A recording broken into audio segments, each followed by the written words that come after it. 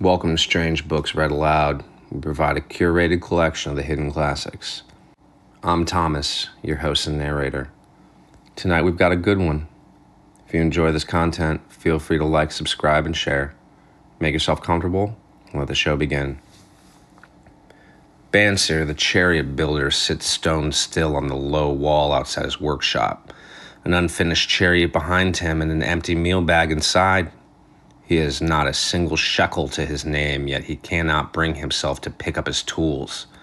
A dream has undone him, a dream of a purse hung heavy at his belt, gold enough to make him unafraid of tomorrow.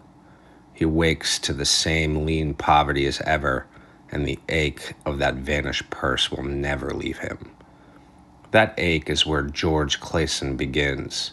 Writing in 1926, he dressed old truths in the linen of ancient Babylon, that man-made city on the arid Euphrates, and let its richest citizen answer the question every working man asks. Why do some persons fatten while others stay forever thin? What follows are 7 cures for a lean purse and 5 laws of gold, spoken not as lecture, but as parable. Settle in with Bansir on his wall. The answer he is about to seek is one you already half know. The Richest Man in Babylon by George S. Clason, published in 1926.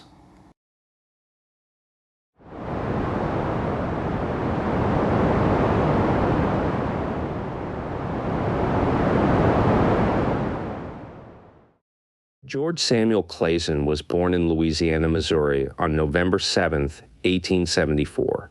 He attended the University of Nebraska and served in the United States Army during the Spanish-American War. Beginning a long career in publishing, he founded the Clason Map Company of Denver, Colorado, and published the first road atlas of the United States and Canada. In 1926, he issued the first of a famous series of pamphlets on thrift and financial success, using parables set in ancient Babylon to make each of his points. These were distributed in large quantities by banks and insurance companies and became familiar to millions, the most famous being The Richest Man in Babylon, the parable from which the present volume takes its title. These Babylonian parables forward our prosperity as a nation depends upon the personal financial prosperity of each of us as individuals. This book deals with the personal successes of each of us. Success means accomplishments as the result of our own efforts and abilities. Proper preparation is the key to our success. Our acts can be no wiser than our thoughts. Our thinking can be no wiser than our understanding. This book of cures for lean purses has been termed a guide to financial understanding. That indeed is its purpose, to offer those who are ambitious for financial success an insight which will aid them to acquire money, to keep money, and to make their surpluses earn more money. In the pages which follow, we are taken back to Babylon, the cradle in which was nurtured the basic principles of finance now recognized and used the world over. To new readers, the author is happy to extend the wish that its pages may contain for them the same inspiration for growing bank accounts, greater financial successes, and the solution of difficult personal financial problems so enthusiastically reported by readers from coast to coast. To the business executives who have distributed these tales in such generous quantities to friends, relatives, employees, and associates, the author takes this opportunity to express his gratitude. No endorsement could be higher than that of practical men who appreciate its teachings because they themselves have worked up to important successes by applying the very principles it advocates. Babylon became the wealthiest city of the ancient world because its citizens were the richest people of their time. They appreciated the value of money. They practiced sound financial principles in acquiring money, keeping money, and making their money earn more money. They provided for themselves what we all desire, incomes for the future. In the pages of history, there lives no city more glamorous than Babylon. Its very name conjures visions of wealth and splendor. Its treasures of gold and jewels were fabulous. One naturally pictures such a wealthy city as located in a suitable setting of tropical luxury, surrounded by rich natural resources of forests and mines. Such was not the case.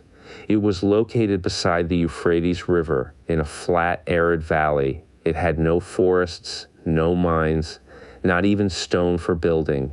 It was not even located upon a natural trade route. The rainfall was insufficient to raise crops. Babylon is an outstanding example of man's ability to achieve great objectives using whatever means are at his disposal.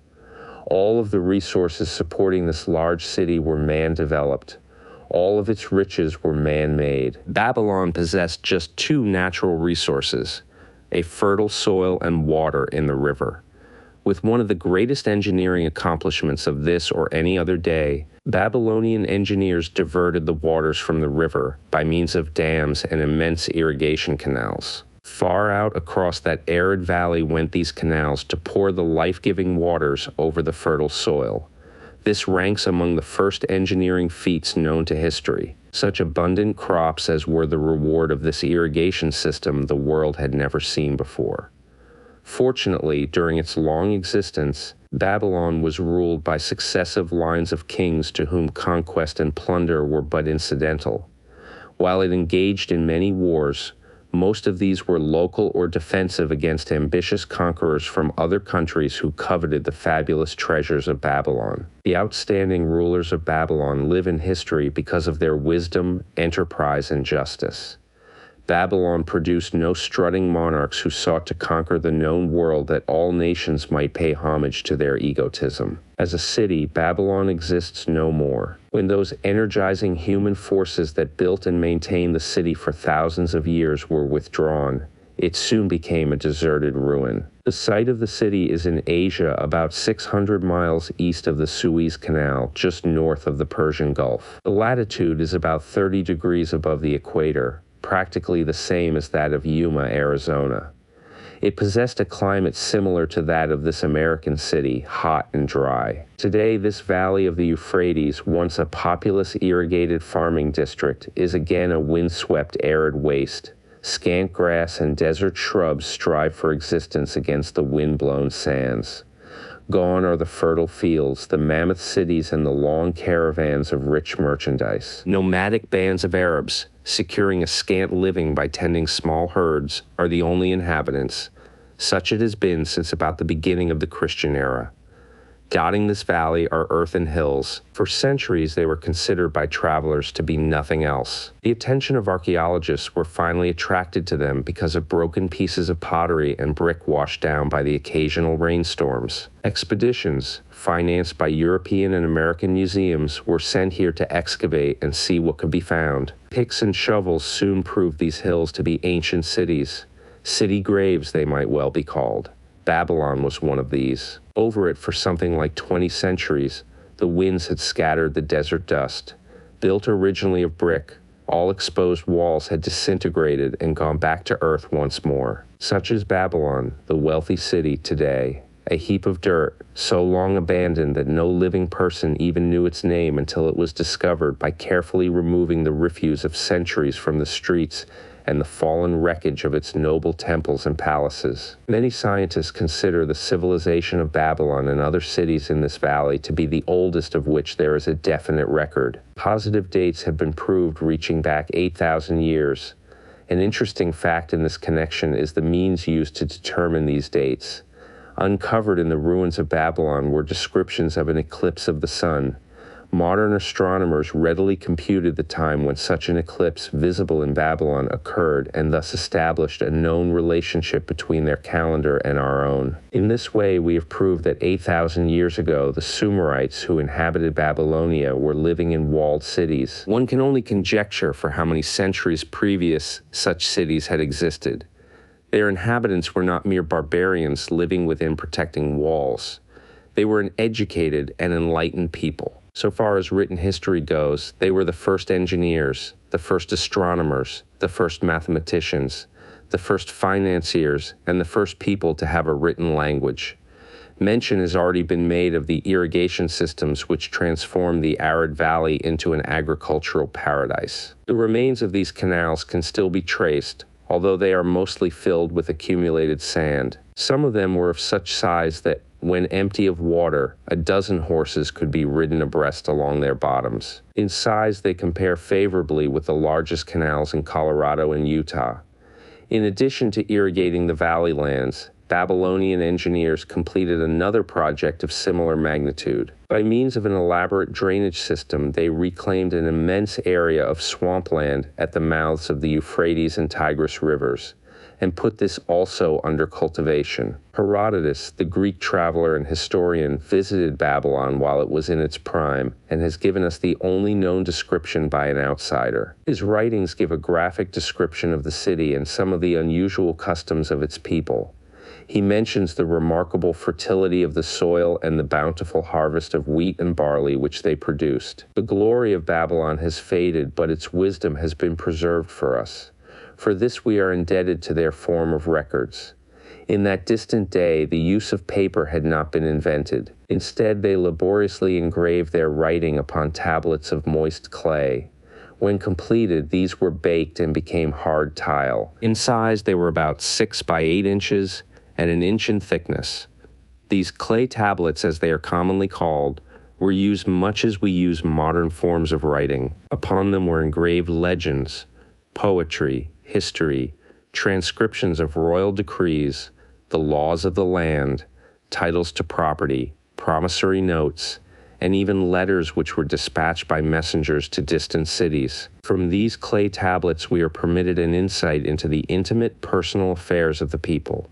For example, one tablet, evidently from the records of a country storekeeper, relates that upon the given date, a certain named customer brought in a cow and exchanged it for 7 sacks of wheat, 3 being delivered at the time, and the other 4 to await the customer's pleasure. Safely buried in the wrecked cities, archaeologists have recovered entire libraries of these tablets, hundreds of thousands of them. One of the outstanding wonders of Babylon was the immense walls surrounding the city. The ancients ranked them with the Great Pyramid of Egypt as belonging to the 7 wonders of the world. Queen Semiramis is credited with having erected the first walls during the early history of the city. Modern excavators have been unable to find any trace of the original walls, nor is their exact height known. From mention made by early writers, it is estimated they were about 50 to 60 feet high, faced on the outer side with burnt brick and further protected by a deep moat of water. The later and more famous walls were started about 600 years before the time of Christ by King Nabopolassar. Upon such a gigantic scale did he plan the rebuilding. He did not live to see the work finished. This was left to his son Nebuchadnezzar, whose name is familiar in biblical history. The height and length of these later walls staggers belief. They are reported upon reliable authority to have been about 160 feet high, the equivalent of the height of a modern 15-story office building. The total length is estimated as between 9 and 11 miles. So wide was the top that a 6-horse chariot could be driven around them.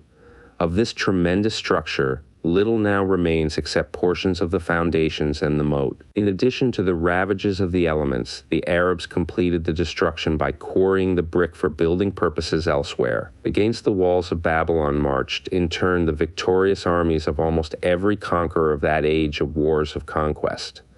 A host of kings laid siege to Babylon, but always in vain. Invading armies of that day were not to be considered lightly. Historians speak of such units as 10,000 horsemen, 25,000 chariots, 1,200 regiments of foot soldiers with 1,000 men to the regiment.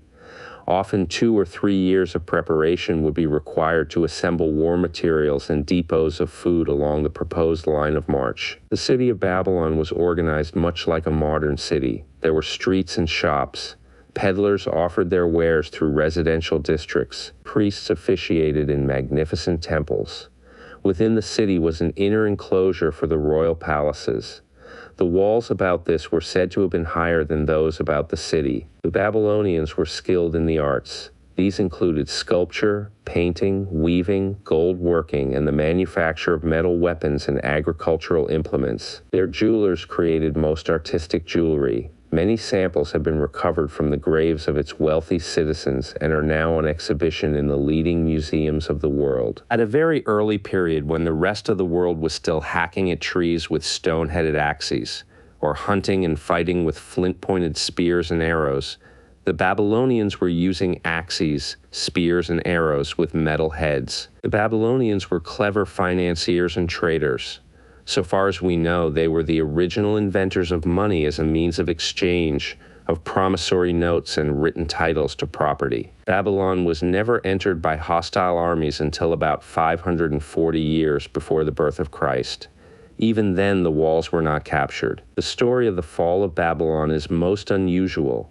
Cyrus, one of the great conquerors of that period, intended to attack the city and hoped to take its impregnable walls. Advisors of Nabonidus, the king of Babylon, persuaded him to go forth to meet Cyrus and give him battle without waiting for the city to be besieged. In the succeeding defeat to the Babylonian army, it fled away from the city. Cyrus, thereupon, entered the open gates and took possession without resistance. Thereafter, the power and prestige of the city gradually waned until, in the course of a few hundred years, it was eventually abandoned, deserted, left for the winds and storms to level once again to that desert earth from which its grandeur had originally been built. Babylon had fallen, never to rise again, but to it civilization owes much. The eons of time have crumbled to dust the proud walls of its temples, but the wisdom of Babylon endures. Money is the medium by which earthly success is measured. Money makes possible the enjoyment of the best the earth affords. Money is plentiful for those who understand the simple laws which govern its acquisition. Money is governed today by the same laws which controlled it when prosperous men thronged the streets of Babylon 6,000 years ago. The man who desired gold Banser, the chariot builder of Babylon, was thoroughly discouraged. From his seat upon the low wall surrounding his property, he gazed sadly at his simple home and the open workshop in which stood a partially completed chariot. His wife frequently appeared at the open door. Her furtive glances in his direction reminded him that the meal bag was almost empty and he should be at work finishing the chariot, hammering and hewing, polishing and painting, stretching taut the leather over the wheel rims, preparing it for delivery so he could collect from his wealthy customer. Nevertheless, his fat, muscular body sat stolidly upon the wall. His slow mind was struggling patiently with a problem for which he could find no answer. The hot tropical sun, so typical of this valley of the Euphrates, beat down upon him mercilessly. Beads of perspiration formed upon his brow and trickled down unnoticed to lose themselves in tie-hairy jungle on his chest. Beyond his home towered the high terraced wall surrounding the king's palace. Nearby, cleaving the blue heavens, was the painted tower of the Temple of Bel. In the shadow of such grandeur was his simple home and many others far less neat and well cared for. Babylon was like this, a mixture of grandeur and squalor, of dazzling wealth and direst poverty, crowded together without plan or system within the protecting walls of the city. Behind him, had he cared to turn and look, the noisy chariots of the rich jostled and crowded aside the sandaled tradesmen as well as the barefooted beggars. Even the rich were forced to turn into the gutters to clear the way for the long lines of slave water carriers. On the king's business, I-5, each bearing a heavy goatskin of water to be poured upon the hanging gardens. Banser was too engrossed in his own problem to hear or heed the confused hubbub of the busy city. It was the unexpected twanging of the strings from a familiar lyre that aroused him from his reverie. He turned and looked into the sensitive, smiling face of his best friend, Kobe the musician. "May the gods bless thee with great liberality, my good friend," began Kobe with an elaborate salute. "Yet it does appear they have already been so generous thou needest not to labor. I rejoice with thee in thy good fortune. More, I would even share it with thee. Pray, from thy purse which must be bulging else thou wouldst be busy in your shop, extract but 2 humble shekels and lend them to me until after the nobleman's feast this night. Thou wilt not miss them ere they are returned." "If I did have 2 shekels," Banser responded gloomily, "to no one could I lend them, not even to you, my best of friends, for they would be my fortune, my entire fortune. No one lends his entire fortune, not even to his best friend." "What?" exclaimed Kobe with genuine surprise. "Thou hast not 1 shekel in thy purse, yet sit like a statue upon a wall. Why not complete that chariot? How else canst thou provide for thy noble appetite? 'Tis not like thee, my friend. Where is thy endless energy? Doth something distress thee? Have the gods brought to thee troubles? A torment from the gods it must be, Banser agreed. It began with a dream, a senseless dream, in which I thought I was a man of means. From my belt hung a handsome purse, heavy with coins. There were shekels which I cast with careless freedom to the beggars. There were pieces of silver with which I did buy finery for my wife and whatever I did desire for myself. There were pieces of gold which made me feel assured of the future and unafraid to spend the silver. A glorious feeling of contentment was within me. You would not have known me for thy hard-working friend, nor wouldst have known my wife, so free from wrinkles was her face and shining with happiness. She was again the smiling maiden of our early married days. A pleasant dream indeed, commented Kobe. But why should such pleasant feelings as it aroused turn thee into a glum statue upon the wall? Why indeed? Because when I awoke and remembered how empty was my purse, a Sith feeling of rebellion swept over me. Let us talk it over together, for, as the sailors do say, we ride in the same boat, we two. As youngsters, we went together to the priest to learn wisdom. As young men, we shared each other's pleasures. As grown men, we have always been close friends. We have been contented subjects of our kind. We have been satisfied to work long hours and spend our earnings freely. We have earned much coin in the years that have passed, yet to know the joys that come from wealth, we must dream about them. Bah! Are we more than dumb sheep? We live in the richest city in all the world. The travelers do say none equals it in wealth. About us is much display of wealth, but of it we ourselves have naught. After half a lifetime of hard labor, thou, my best of friends, hast an empty purse and sayest to me, may I borrow such a trifle as 2 shekels until after the nobleman's feast this night? Then, what do I reply? Do I say, here is my purse, its contents will I gladly share? No, I admit that my purse is as empty as thine. What is the matter? Why cannot we acquire silver and gold, more than enough for food and robes? Consider also our sons, Banser continued. Are they not 17 following in the footsteps of their fathers? Need they and their families and their sons' families live all their lives in the midst of such treasurers of gold, and yet, like us, be content to banquet upon sour goat's milk and porridge? Never in all the years of our friendship didst thou talk like this before, Banser. Kobe was puzzled. Never in all those years did I think like this before. From early dawn until darkness stopped me, I have labored to build the finest chariots any man could make, soft-heartedly hoping someday the gods would recognize my worthy deeds and bestow upon me great prosperity. This they have never done. At last I realize this they will never do. Therefore my heart is sad. I wish to be a man of means. I wish to own lands and cattle, to have fine robes and coins in my purse. I am willing to work for these things with all the strength in my back, with all the skill in my hands, with all the cunning in my mind, but I wish my labors to be fairly rewarded. What is the matter with us? Again I ask you, why cannot we have our just share of the good things so plentiful for those who have the gold with which to buy them? Would I knew an answer, Kobe replied. No better than thou am I satisfied. My earnings from my lyre are quickly gone. Often must I plan and scheme that my family be not hungry. Also within my breast is a deep longing for a lyre large enough that it may truly sing the strains of music that do surge through my mind.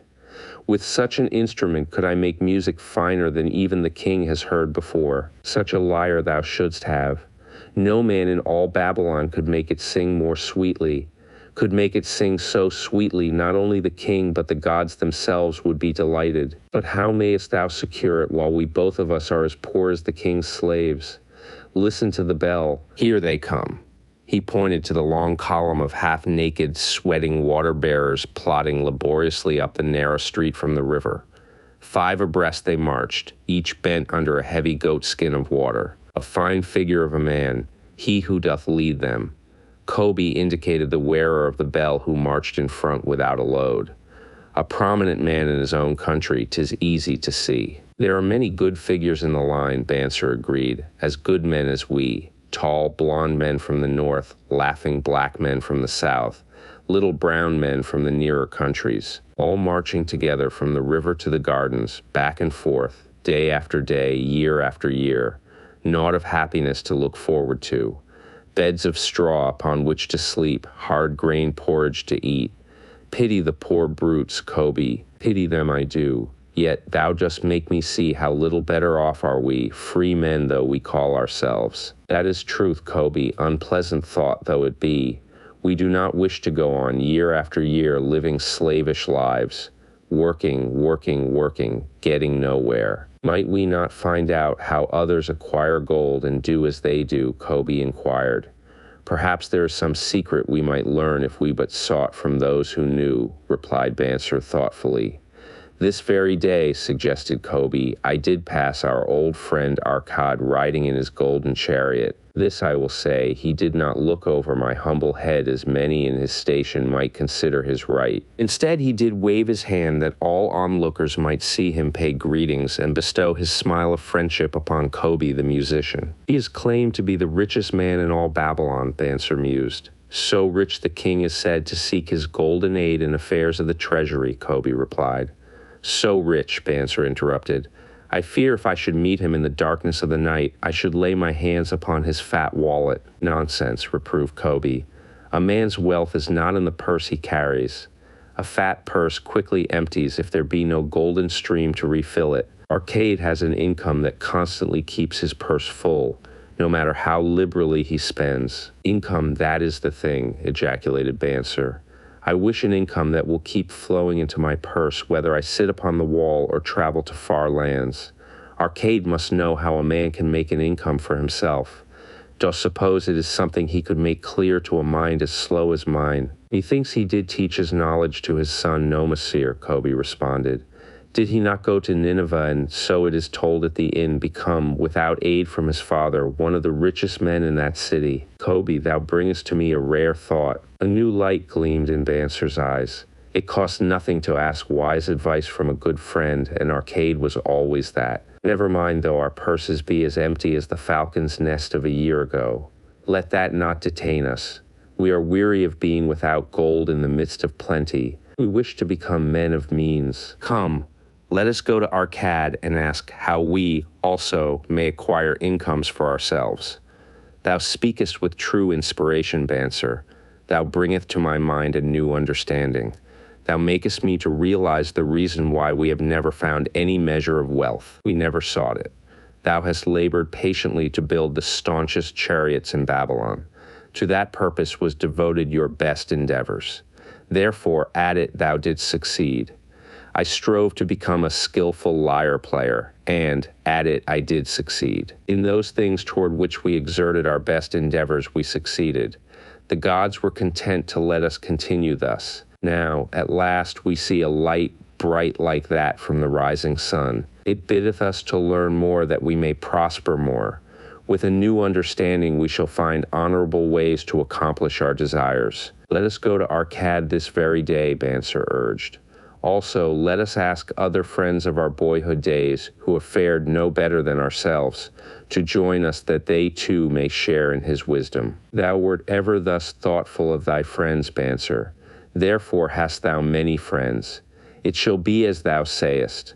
We go this day and take them with us.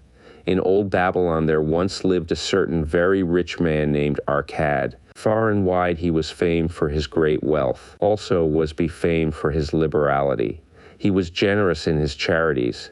He was generous with his family. He was liberal in his own expenses. But nevertheless, each year his wealth increased more rapidly than he spent it. And there were certain friends of younger days who came to him and said, "You, Arcade, are more fortunate than we. You have become the richest man in all Babylon while we struggle for existence. You can wear the finest garments, and you can enjoy the rarest foods, while we must be content if we can clothe our families in raiment that is presentable and feed them as best we can. Yet once we were equal. We studied under the same master. We played in the same games. And in neither the studies nor the games did you outshine us. And in the years since, you have been no more an honorable citizen than we, nor have you worked harder or more faithfully insofar as we can judge. Why then should a fickle fate single you out to enjoy all the good things of life and ignore us who are equally deserving? Thereupon Arcade remonstrated with them, saying, if you have not acquired more than a bare existence in the years since we were youths, it is because you either have failed to learn the laws that govern the building of wealth, or else you do not observe them. Fickle fate is a vicious goddess who brings no permanent good to anyone.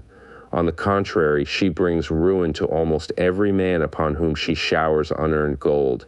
She makes wanton spenders who soon dissipate all 22 they receive and are left beset by overwhelming appetites and desires they have not the ability to gratify. Yet others whom she favors become misers and hoard their wealth, fearing to spend what they have, knowing they do not possess the ability to replace it. They further are beset by fear of robbers and doom themselves to lives of emptiness and secret misery. Others there probably are who can take unearned gold and add to it and continue to be happy and contented citizens. But so few are they, I know of them but by hearsay. Think you of the men who have inherited sudden wealth, and see if these things are not so. His friends admitted that of the men they knew who had inherited wealth, these words were true, and they besought him to explain to them how he had become possessed of so much prosperity. So he continued, in my youth I looked about me and saw all the good things there were to bring happiness and contentment, and I realized that wealth increased the potency of all these. Wealth is a power. With wealth, many things are possible. One may ornament the home with the richest of furnishings. One may sail the distant seas.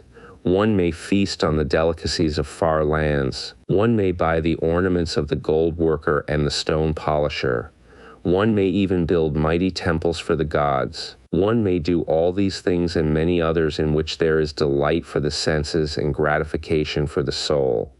And when I realized all this, I decided to myself that I would claim my share of the good things of life. I would not be one of those who stand afar off, enviously watching others enjoy. I would not be content to clothe myself in the cheapest raiment that looked respectable. I would not be satisfied with the lot of a poor man. On the contrary, I would make myself a guest at this banquet of good things. Being, as you know, the son of a humble merchant, one of a large family with no hope of an inheritance, and not being endowed, as you have so frankly said, with superior powers or wisdom, I decided that if I was to achieve what I desired, time and study would be required. As for time, all men have it in abundance. You, each of you, have let slip by sufficient time to have made yourselves wealthy.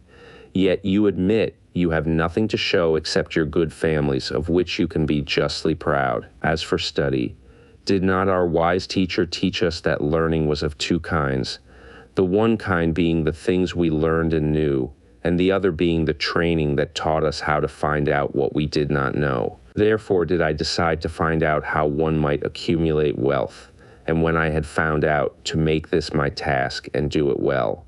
For is it not wise that we should enjoy while we dwell in the brightness of the sunshine, for sorrows enough shall descend upon us when we depart for the darkness of the world of spirit. I found employment as a scribe in the hall of records, and long hours each day I labored upon the clay tablets.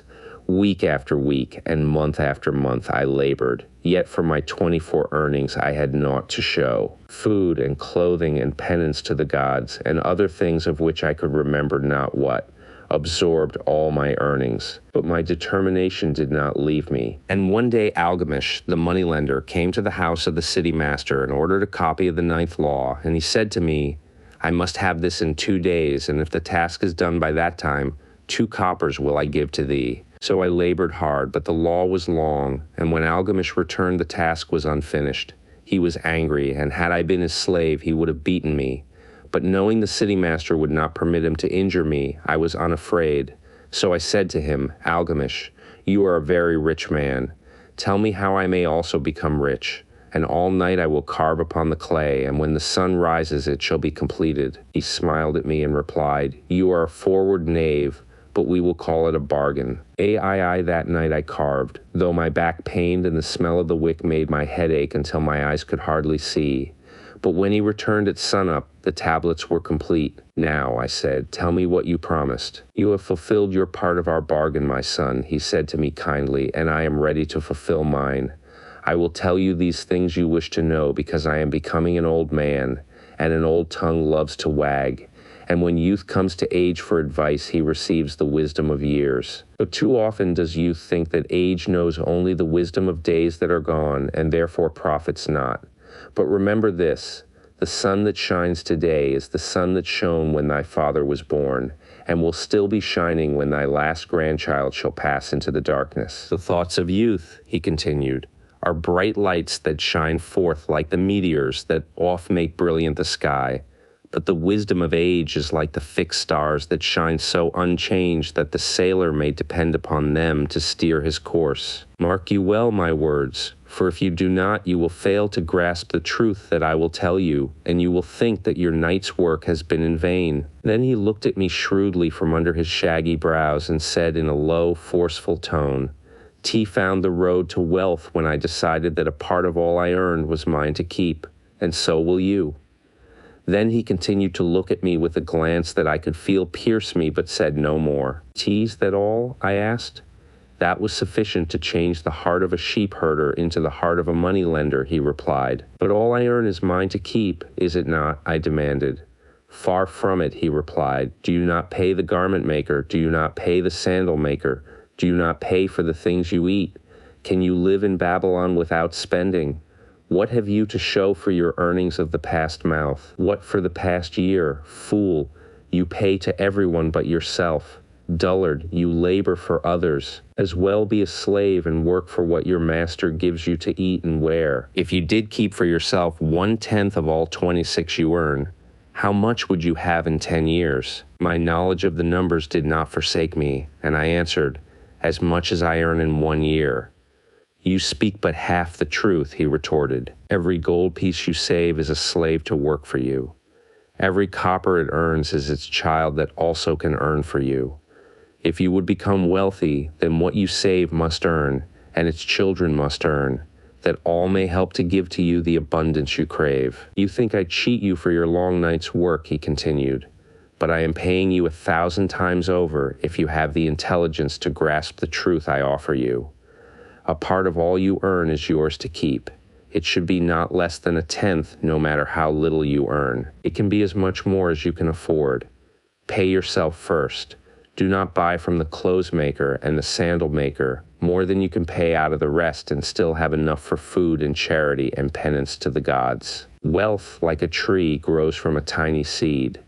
The first copper you save is the seed from which your tree of wealth shall grow. The sooner you plant that seed, the sooner shall the tree grow. And the more faithfully you nourish and water that tree with consistent savings, the sooner may you bask in contentment beneath its shade. So saying, he took his tablets and went away. I thought much about what he had said to me, and it seemed reasonable. So I decided that I would try it. Each time I was paid, I took one from each 10 pieces of copper and hid it away. And strange as it may seem, I was no shorter of funds than before. I noticed little difference as I managed to get along without it, but often I was tempted, as my hoard began to grow, to spend it for some of the good things the merchants displayed, brought by camels and ships from the land of the Phoenicians. But I wisely refrained. The 12th month after Algamish had gone, he again returned and said to me, Son, have you paid to yourself not less than 1/10 of all you have earned for the past year? I answered proudly, Yes, master, I have. That is good, he answered, beaming upon me, and what have you done with it? Have given it to Asmur, the brickmaker, who told me he was traveling over the far seas, and in Tyre he would buy for me the rare jewels of the Phoenicians. When he returns, we shall sell these at high prices and divide the earnings. Every fool must learn, he growled, but why trust the knowledge of a brickmaker about jewels? Would you go to the bread maker to inquire about the stars? No, by my tunic you would go to the astrologer if you had power to think. Your savings are gone, youth. You have jerked your wealth tree up by the roots. But plan another. Try again. And next time, if you would have advice about jewels, go to the jewel merchant. If you would know the truth about sheep, go to the herdsman. Advice is one thing that is freely given away, but watch that you take only what is worth having. He who takes advice about his savings from one who is inexperienced in such matters shall pay with his savings for proving the falsity of their opinions.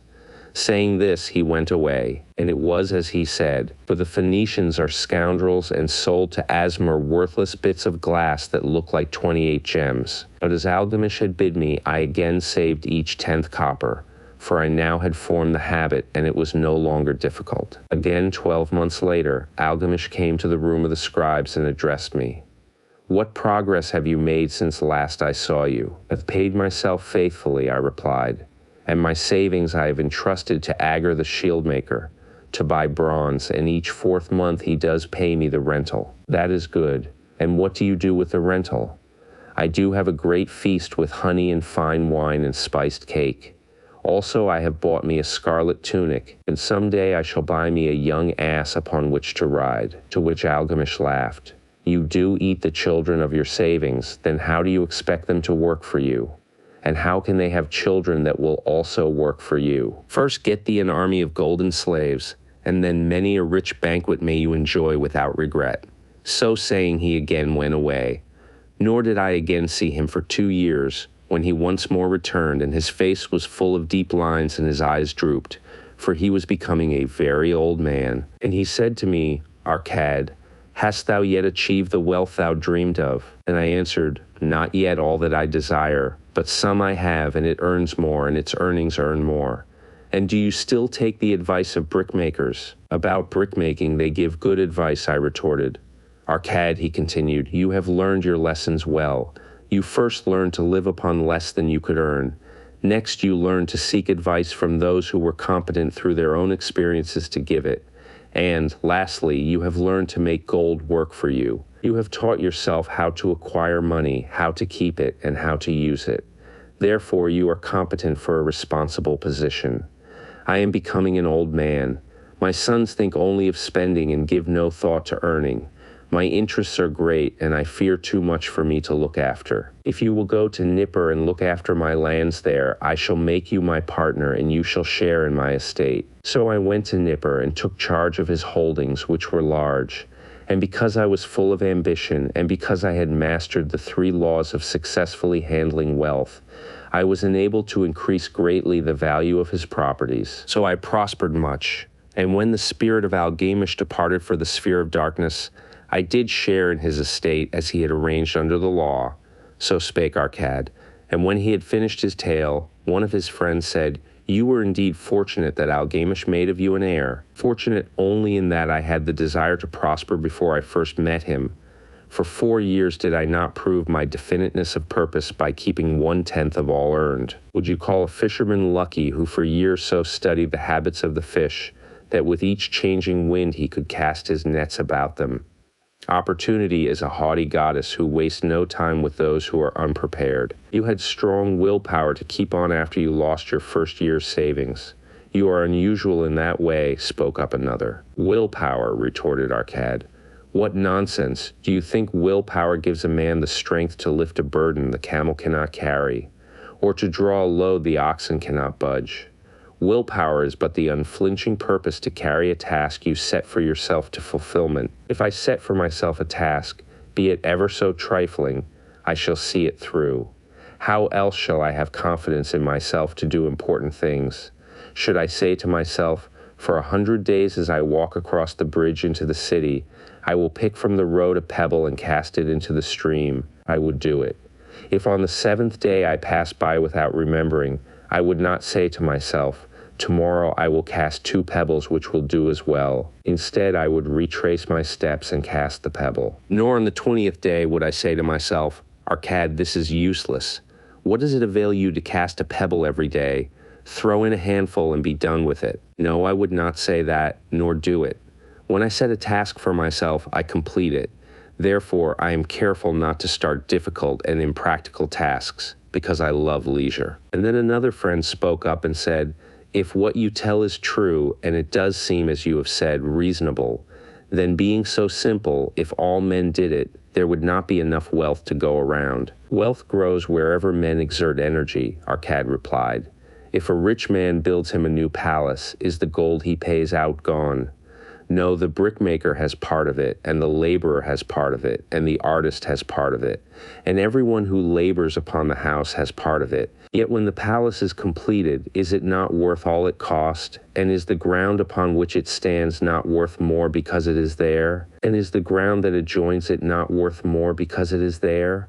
Wealth grows in magic ways. No man can prophesy the limit of it.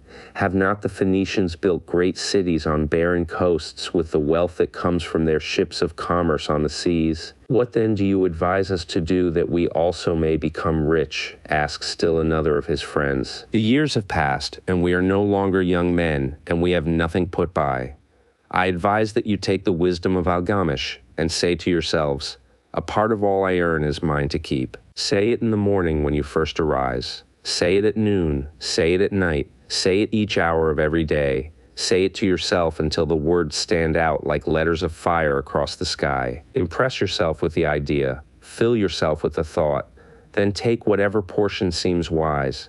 Let it be not less than 1/10 and lay it by. Arrange your other expenditures to do this if necessary, but lay by that portion first.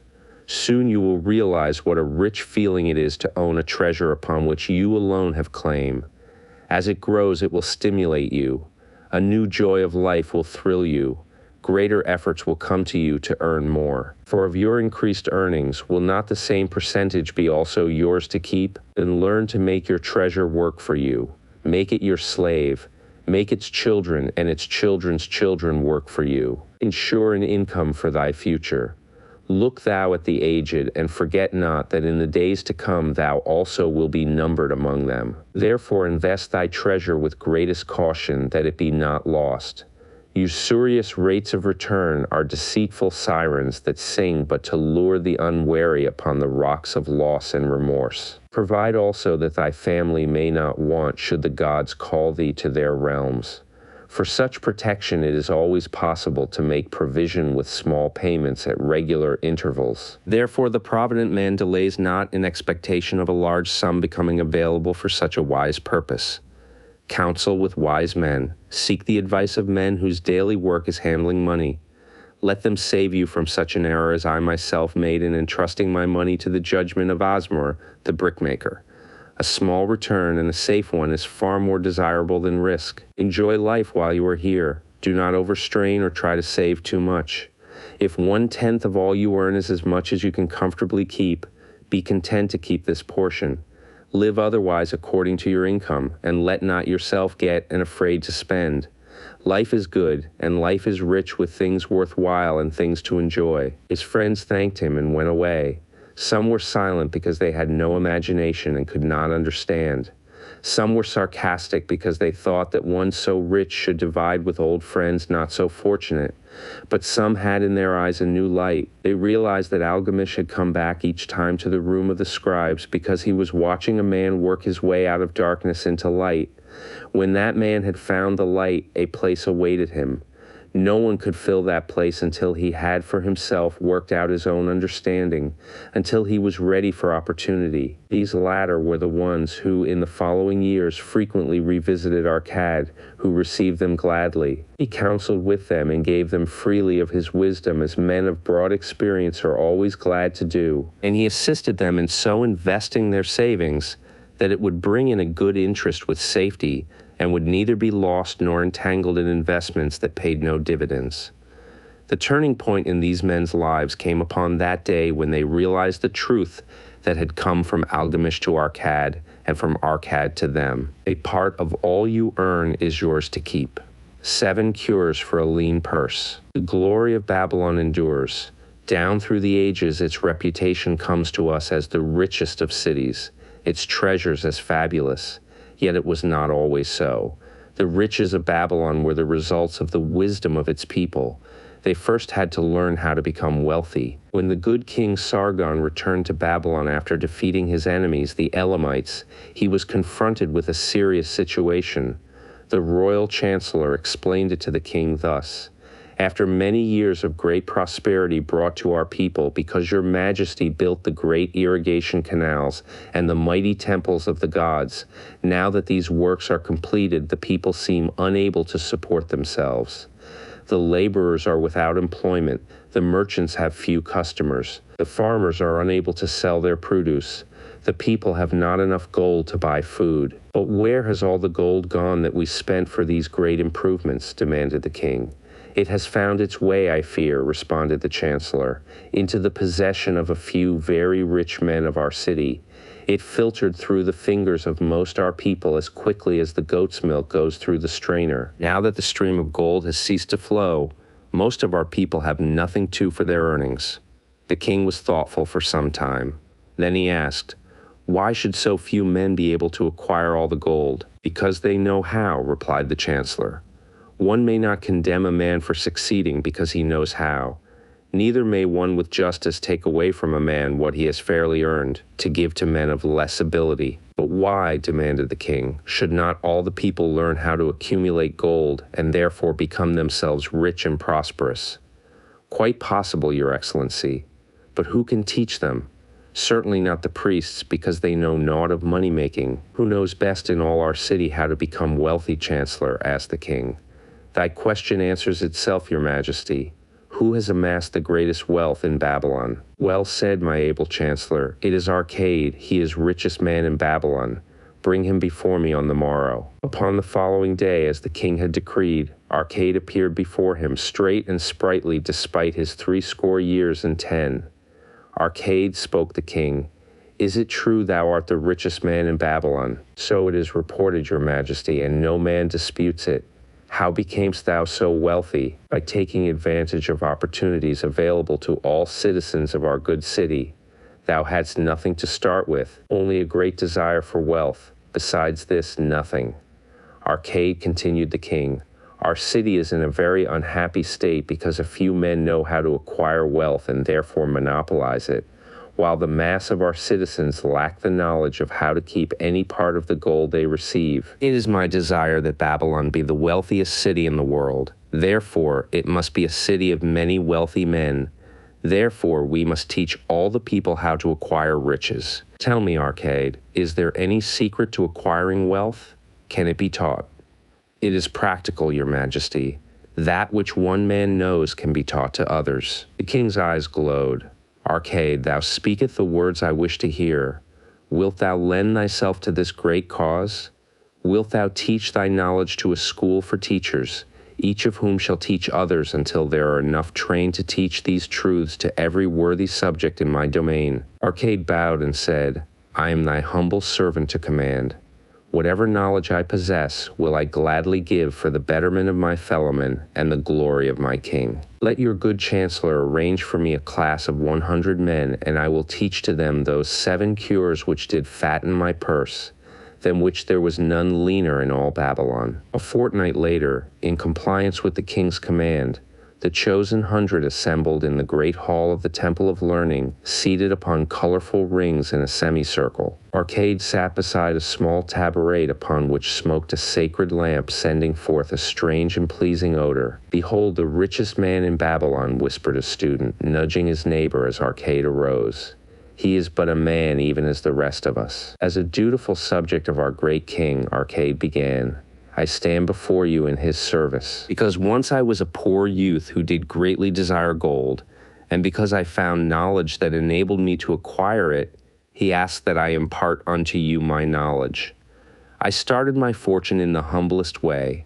I had no advantage not enjoyed as fully by you and every citizen in Babylon. The first storehouse of my treasure was a well purse. I loathed its useless emptiness. I desired it be round and full, clinking with the sound of gold. Therefore, I sought every remedy for a lean purse. I found 7. To you who are assembled before me, shall I explain the 7 cures for a lean purse which I do recommend to all men who desire much gold. Each day for 7 days will I explain to you one of the 7 remedies. Listen attentively to the knowledge that I will impart. Debate it with me. Discuss it among yourselves. Learn these lessons thoroughly, that ye may also plant in your own purse the seed of wealth. First must each of you start wisely to build a fortune of his own. Then wilt thou be competent, and only then, to teach these truths to others. I shall teach to you in simple ways how to fatten your purses.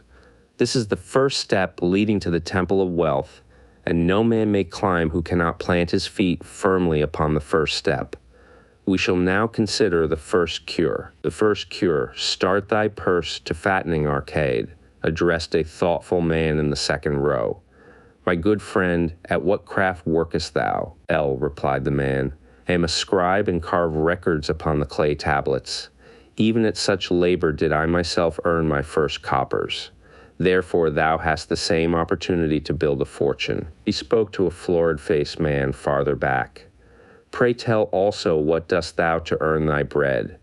L, responded this man, am a meat butcher. I do buy the goats the farmers raise and kill them and sell the meat to the housewives and the hides to the sandal makers. Because thou dost also labor and earn, thou hast every advantage to succeed that I did possess. In this way did Arcade proceed to find out how each man labored to earn his living.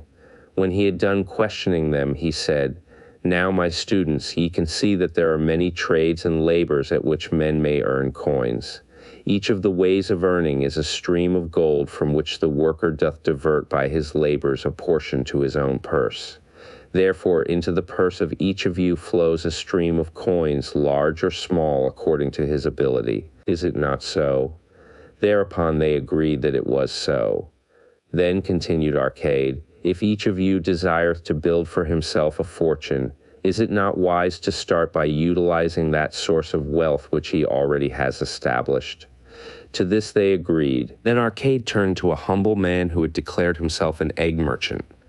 If thou select one of thy baskets and put into it each morning 10 eggs and take out from it each evening 9 eggs, what will eventually happen? It will become in time overflowing.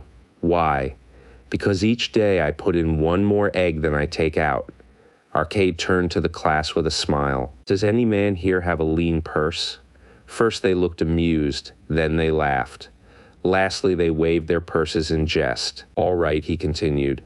Now I shall tell thee the first remedy I learned to cure a lean purse. Do exactly as I have suggested to the egg merchant. For every 10 coins thou placest within thy purse, take out for use but 9. Thy purse will start to fatten at once, and its increasing weight will feel good in thy hand and bring satisfaction to thy soul. Deride not what I say because of its simplicity. Truth is always simple. I told thee I would tell how built my fortune. This was my beginning. I too carried a lean purse and cursed it because there was naught within to satisfy my desires. But when I began to take out from my purse but 9 parts of 10 I put in, it began to fatten, so will thine. Now I will tell a strange truth, the reason for which I know not. When I ceased to pay out more than 9/10 of my earnings, I managed to get along just as well. I was not shorter than before. Also, ere long did coins come to me more easily than before. Surely it is a law of the gods that unto him who keepeth and spendeth not a certain part of all his earnings shall gold come more easily.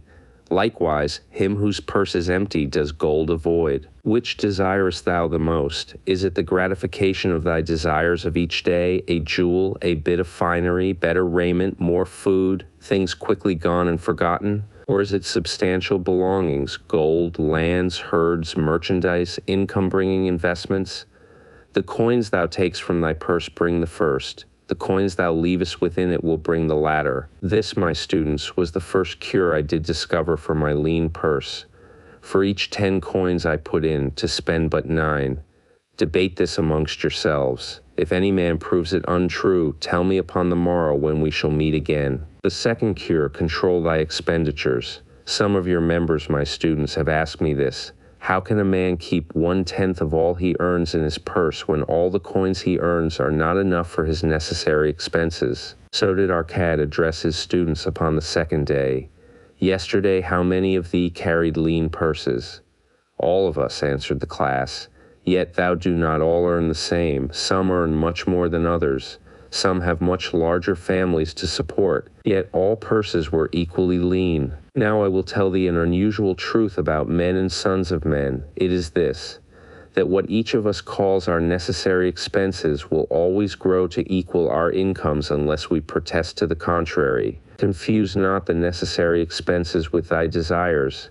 Each of you, together with your good families, have more desires than your earnings can gratify. Therefore are thy earnings spent to gratify these desires insofar as they will go. Still thou retainest many ungratified desires.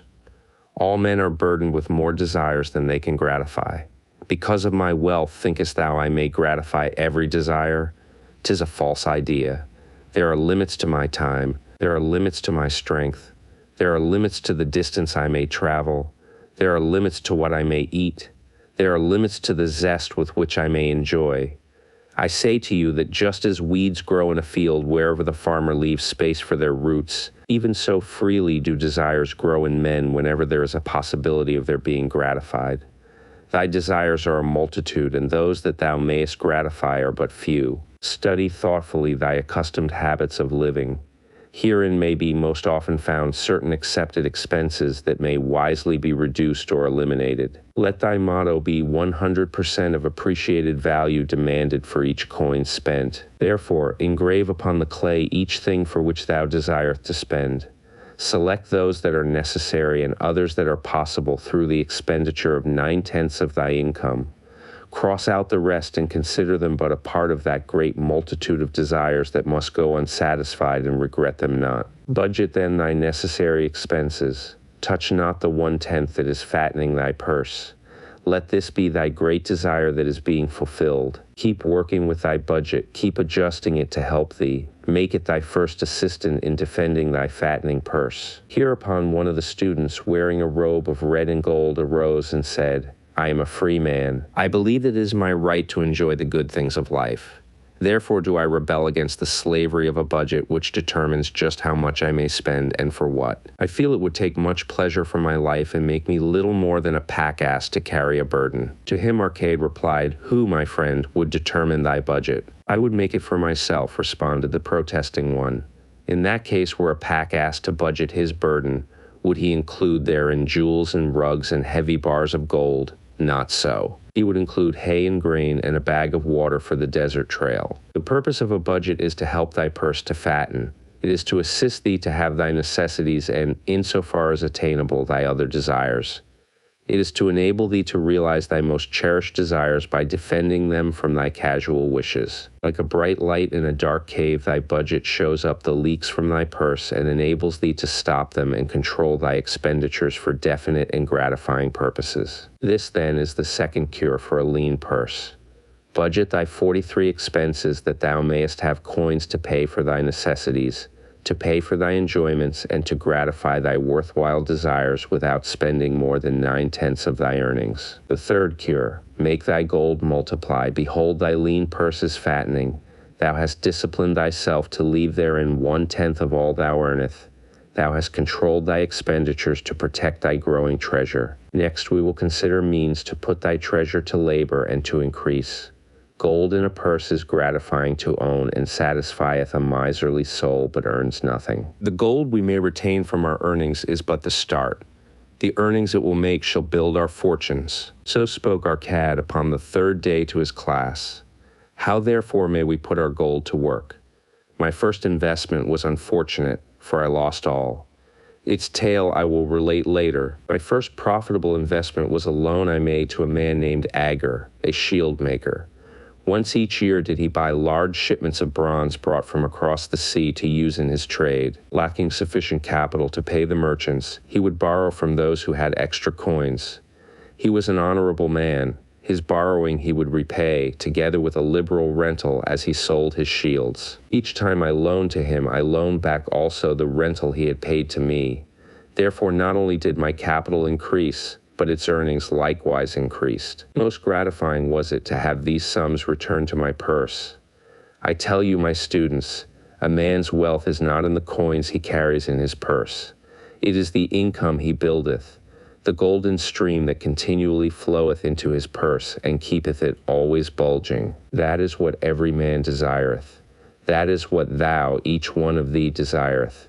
An income that continueth to come whether thou work or travel. Great income I have acquired, so great that I am called a very rich man.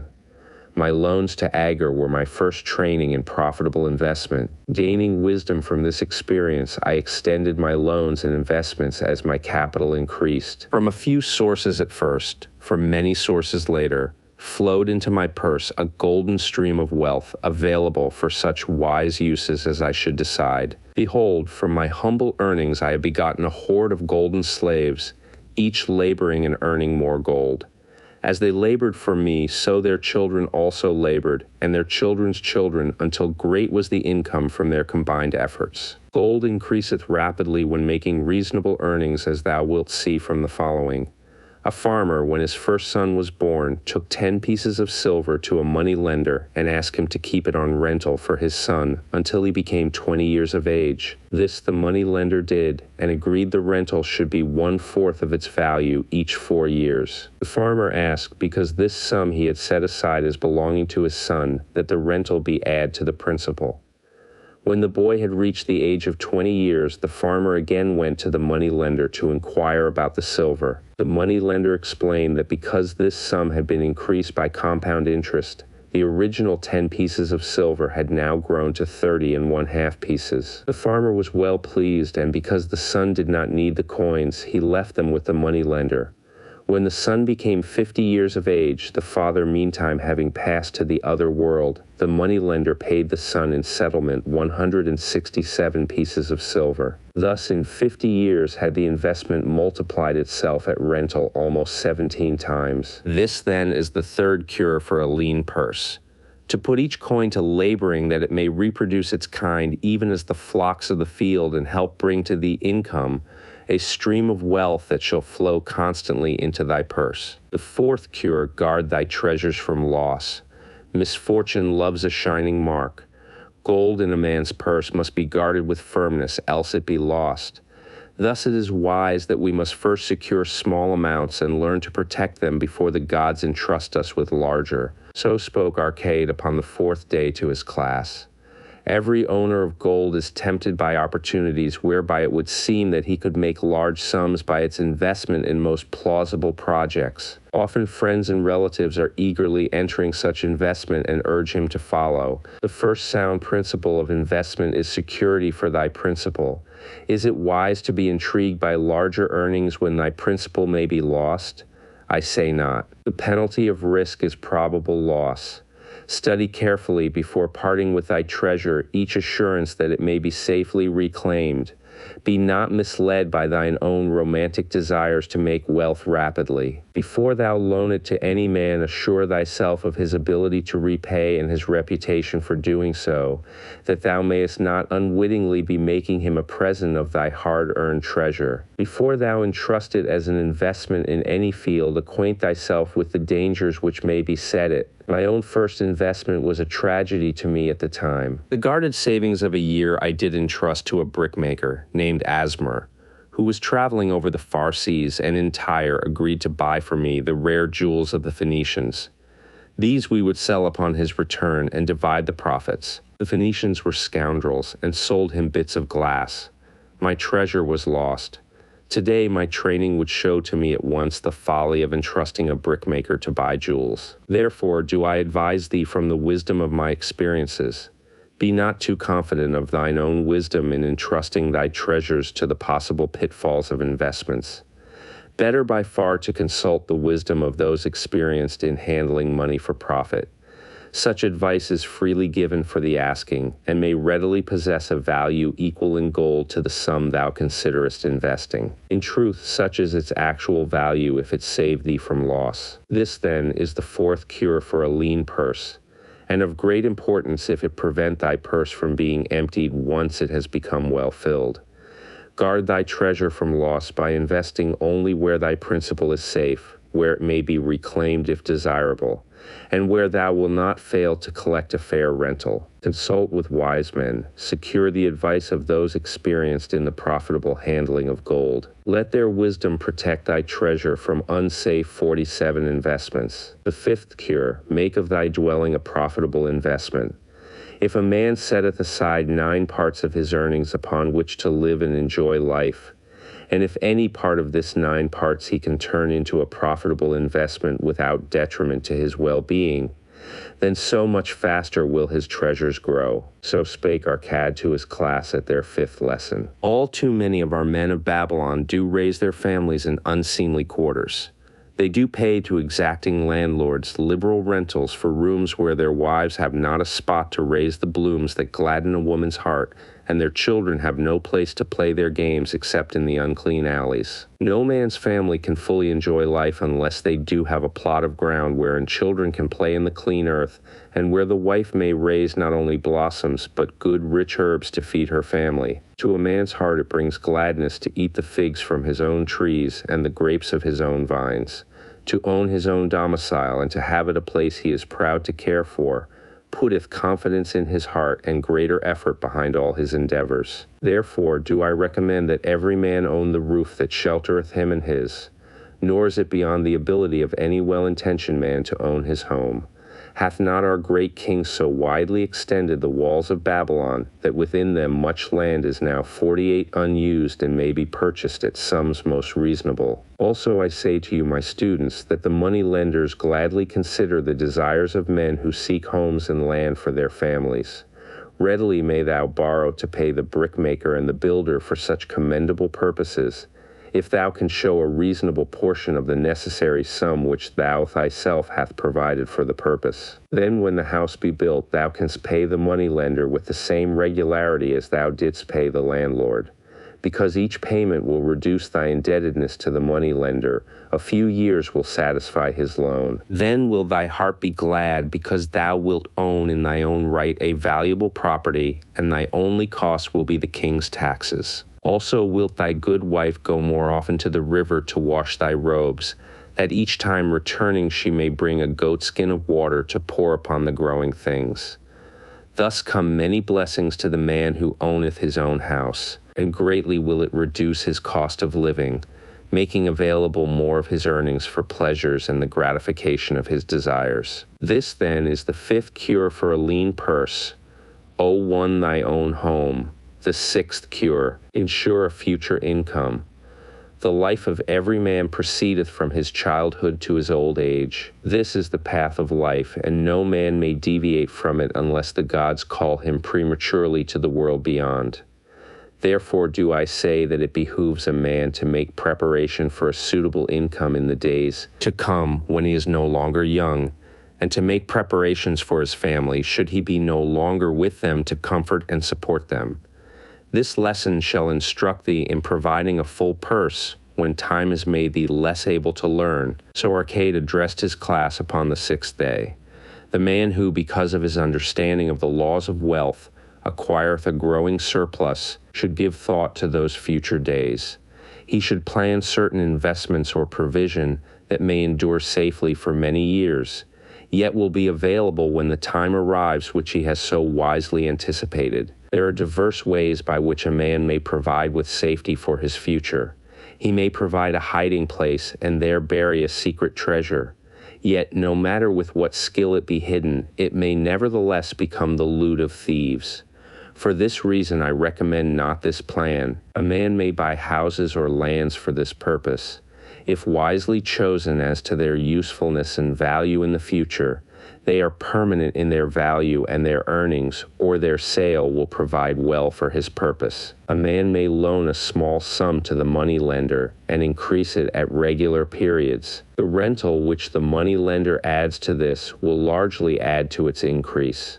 I do know a sandal maker named Ansan, who explained to me not long ago that each week for 8 years he had deposited with his money lender 2 pieces of silver. The money lender had but recently given him an accounting over which he greatly rejoiced. The total of his small deposits with their rental at the customary rate of 1/4 their value for each 4 years had now become 1,040 pieces of silver.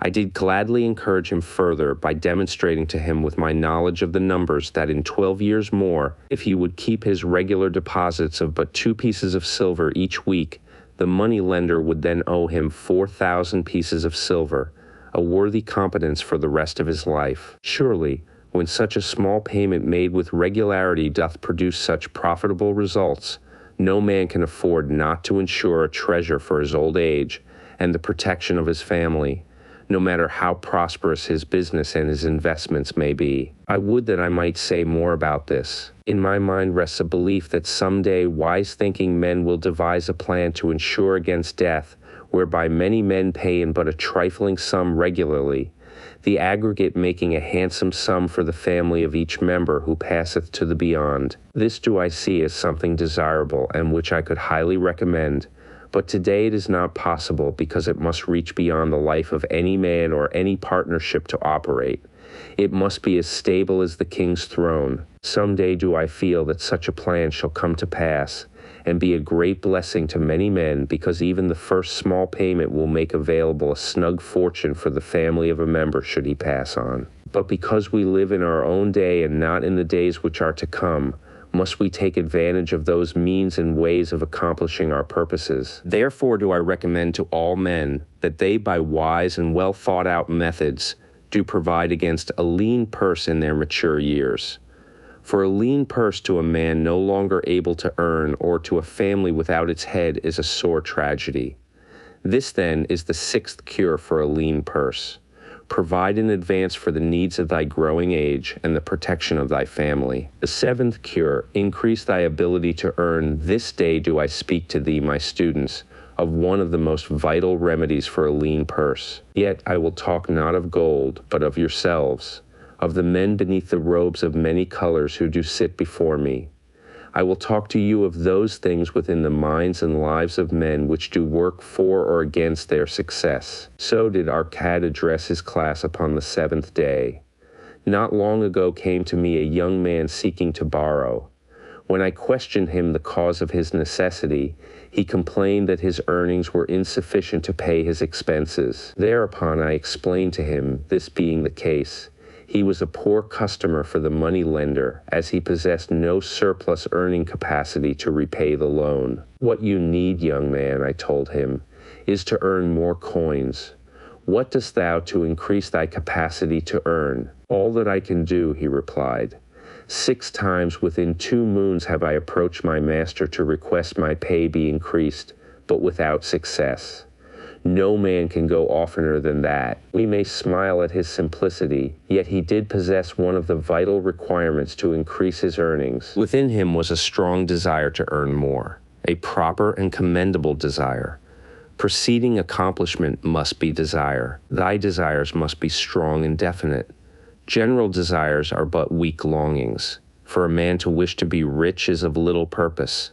For a man to desire 5 pieces of gold is a tangible desire which he can press to fulfillment. After he has backed his desire for 5 pieces of gold with strength of purpose to secure it, next he can find similar ways to obtain 10 pieces, and then 20 pieces, and later 1,000 pieces, and behold, he has become wealthy. In learning to secure his one definite small desire, he hath trained himself to secure a larger one. This is the process by which wealth is accumulated, first in small sums, then in larger ones as a man learns and becomes more capable. Desires must be simple and definite. They defeat their own purpose should they be too many, too confusing, or beyond a man's training to accomplish. As a man perfecteth himself in his calling, even so doth his ability to earn increase. In those days when I was a humble scribe carving upon the clay for a few coppers each day, I observed that other workers did more than I and were paid more. Therefore did I determine that I would be exceeded by none, nor did it take long for me to discover the reason for their greater success. More interest in my work, more concentration upon my task, more persistence in my effort, and behold, few men could carve more tablets in a day than I. With reasonable promptness my increased skill was rewarded, nor was it necessary for me to go 6 times to my master to request recognitions. The more of wisdom we know, the more we may earn. That man who seeks to learn more of his craft shall be richly rewarded. If he is an artisan, he may seek to learn the methods and the tools of those most skillful in the same line. If he laboreth at the law or at healing, he may consult and exchange knowledge with others of his calling. If he be a merchant, he may continually seek better goods that can be purchased at lower prices. Always do the affairs of man change and improve, because keen-minded men seek greater skill that they may better serve those upon whose patronage they depend. Therefore, I urge all men to be in the front rank of progress and not to stand still lest they be left behind. Many things come to make a man's life rich with gainful experiences. Such things as the following a man must do if he respect himself. He must pay his debts with all the promptness within his power, not purchasing that for which he's unable to pay. He must take care of his family that they may think and speak well of him. He must make a will of record that in case the gods call him, proper and honorable division of his property be accomplished. He must have compassion upon those who are injured and smitten by misfortune and aid them within reasonable limits. He must do deeds of thoughtfulness to those dear to him. Thus the seventh and last remedy for a lean purse is to cultivate thy own powers, to study and become wiser, to become more skillful, to so act as to respect thyself. Thereby shalt thou acquire confidence in thyself to achieve thy carefully considered desires. These then are the 7 cures for a lean purse, which, out of the experience of a long and successful life, I do urge for all men who desire wealth. There is more gold in Babylon, my students, than thou 54 dreamest of. There is abundance for all. Go thou forth and practice these truths that thou mayest prosper and grow wealthy, as is thy right. Go thou forth and teach these truths that every honorable subject of his majesty may also share liberally in the ample wealth of our beloved city. Meet the goddess of good luck. If a man be lucky, there is no foretelling the possible extent of his good fortune. Pitch him into the Euphrates, and like as not he will swim out with a pearl in his hand. Babylonian proverb. The desire to be lucky is universal. It was just as strong in the breasts of men 4,000 years ago in ancient Babylon as it is in the hearts of men today. We all hope to be favored by the whimsical goddess of good luck. Is there some way we can meet her and attract not only her favorable attention, but her generous favors? Is there a way to attract good luck? That is just what the men of ancient Babylon wished to know. It is exactly what they decided to find out. They were shrewd men and keen thinkers. That explains why their city became the richest and most powerful city of their time. In that distant past, they had no schools or colleges. Nevertheless, they had a center of learning, and a very practical one it was. Among the towered buildings in Babylon was one that ranked in importance with the palace of the king, the hanging gardens, and the temples of the gods. You will find scant mention of it in the history books, more likely no mention at all. Yet it exerted a powerful influence upon the thought of that time. This building was the temple of learning, where the wisdom of the past was expounded by voluntary teachers, and where subjects of popular interest were discussed in open forums. Within its walls, all men met as equals. The humblest of slaves could dispute with impunity the opinions of a prince of the royal house. Among the many who frequented the temple of learning was a wise rich man named Arcad, called the richest man in Babylon. He had his own special hall where almost any evening a large group of men, some old, some very young, but mostly middle-aged, gathered to discuss and argue interesting subjects. Suppose we listen in to see whether they knew how to attract good luck. The sun had just set like a great red ball of fire shining through the haze of desert dust when Arcad strolled to his accustomed platform. Already full 80 men were awaiting his arrival, reclining on their small rugs spread upon the floor. More were still arriving.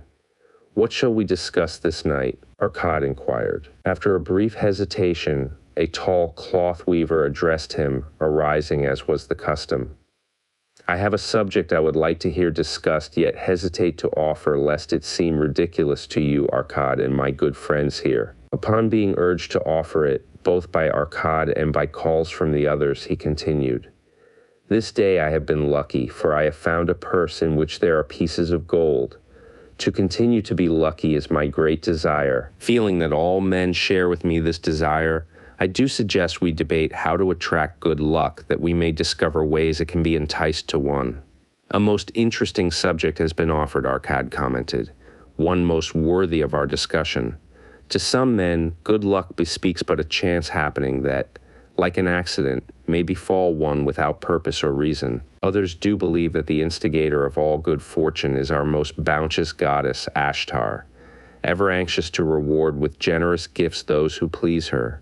Speak up, my friends, what say you? Shall we seek to find if there be means by which good luck may be enticed to visit each and all of us? Yea, yea, and much of it, responded the growing group of eager listeners.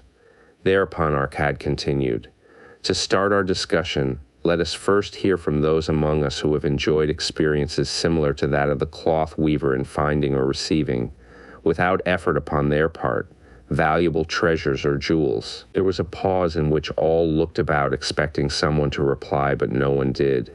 What, no one? Arkad said. Then rare indeed must be this kind of good luck. Who now will offer a suggestion as to where we shall continue our search? That I will do, spoke a well-robed young man arising.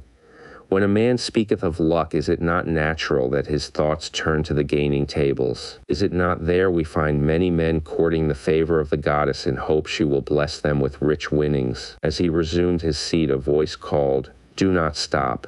Continue thy story.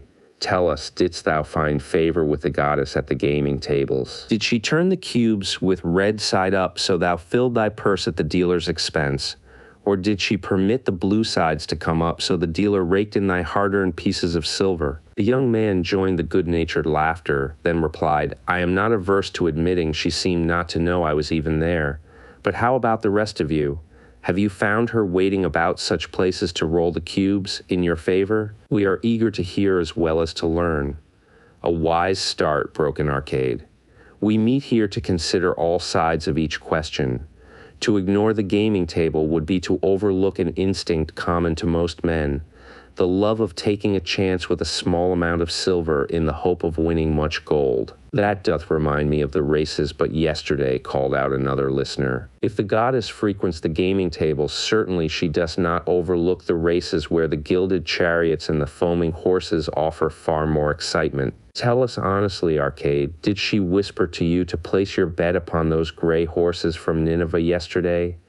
I was standing just behind thee and could scarce believe my ears when I heard thee place thy bet upon the grays. Thou knowest as well as any of us that no team in all Assyria can beat our beloved bays in a fair race. Didst the goddess whisper in thy ear to bet upon the grays because at the last turn the inside black would stumble and so interfere with our bays that the grays would win the race and score an unearned victory?" Arcade smiled indulgently at the banter. "What reason have we to feel the good goddess would take that much interest in any man's bet upon a horse race? To me she is a goddess of love and dignity, whose pleasure it is to aid those who are in need and to reward those who are deserving.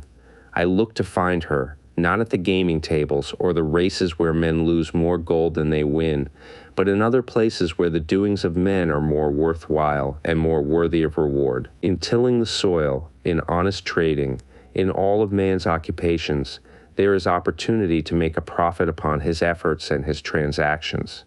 Perhaps not all the time will he be rewarded because sometimes his judgment may be faulty, and other times the winds and the weather may defeat his efforts. Yet, if he persists, he may usually expect to realize his profit. This is so because the chances of profit are always in his favor. But when a man playeth the games, the situation is reversed, for the chances of profit are always against him and always in favor of the gamekeeper. The game is so arranged that it will always favor the keeper. It is his business at which he plans to make a liberal profit for himself from the coins bet by the players. Few players realize how certain are the gamekeeper's profits and how uncertain are their own chances to win. For example, let us consider wagers placed upon the cube. Each time it is cast, we bet which side will be uppermost. If it be the red side, the game master pays to us 4 times our bet. But if any other of the 5 sides come uppermost, we lose our bet. Thus the figures show that for each cast we have 5 chances to lose.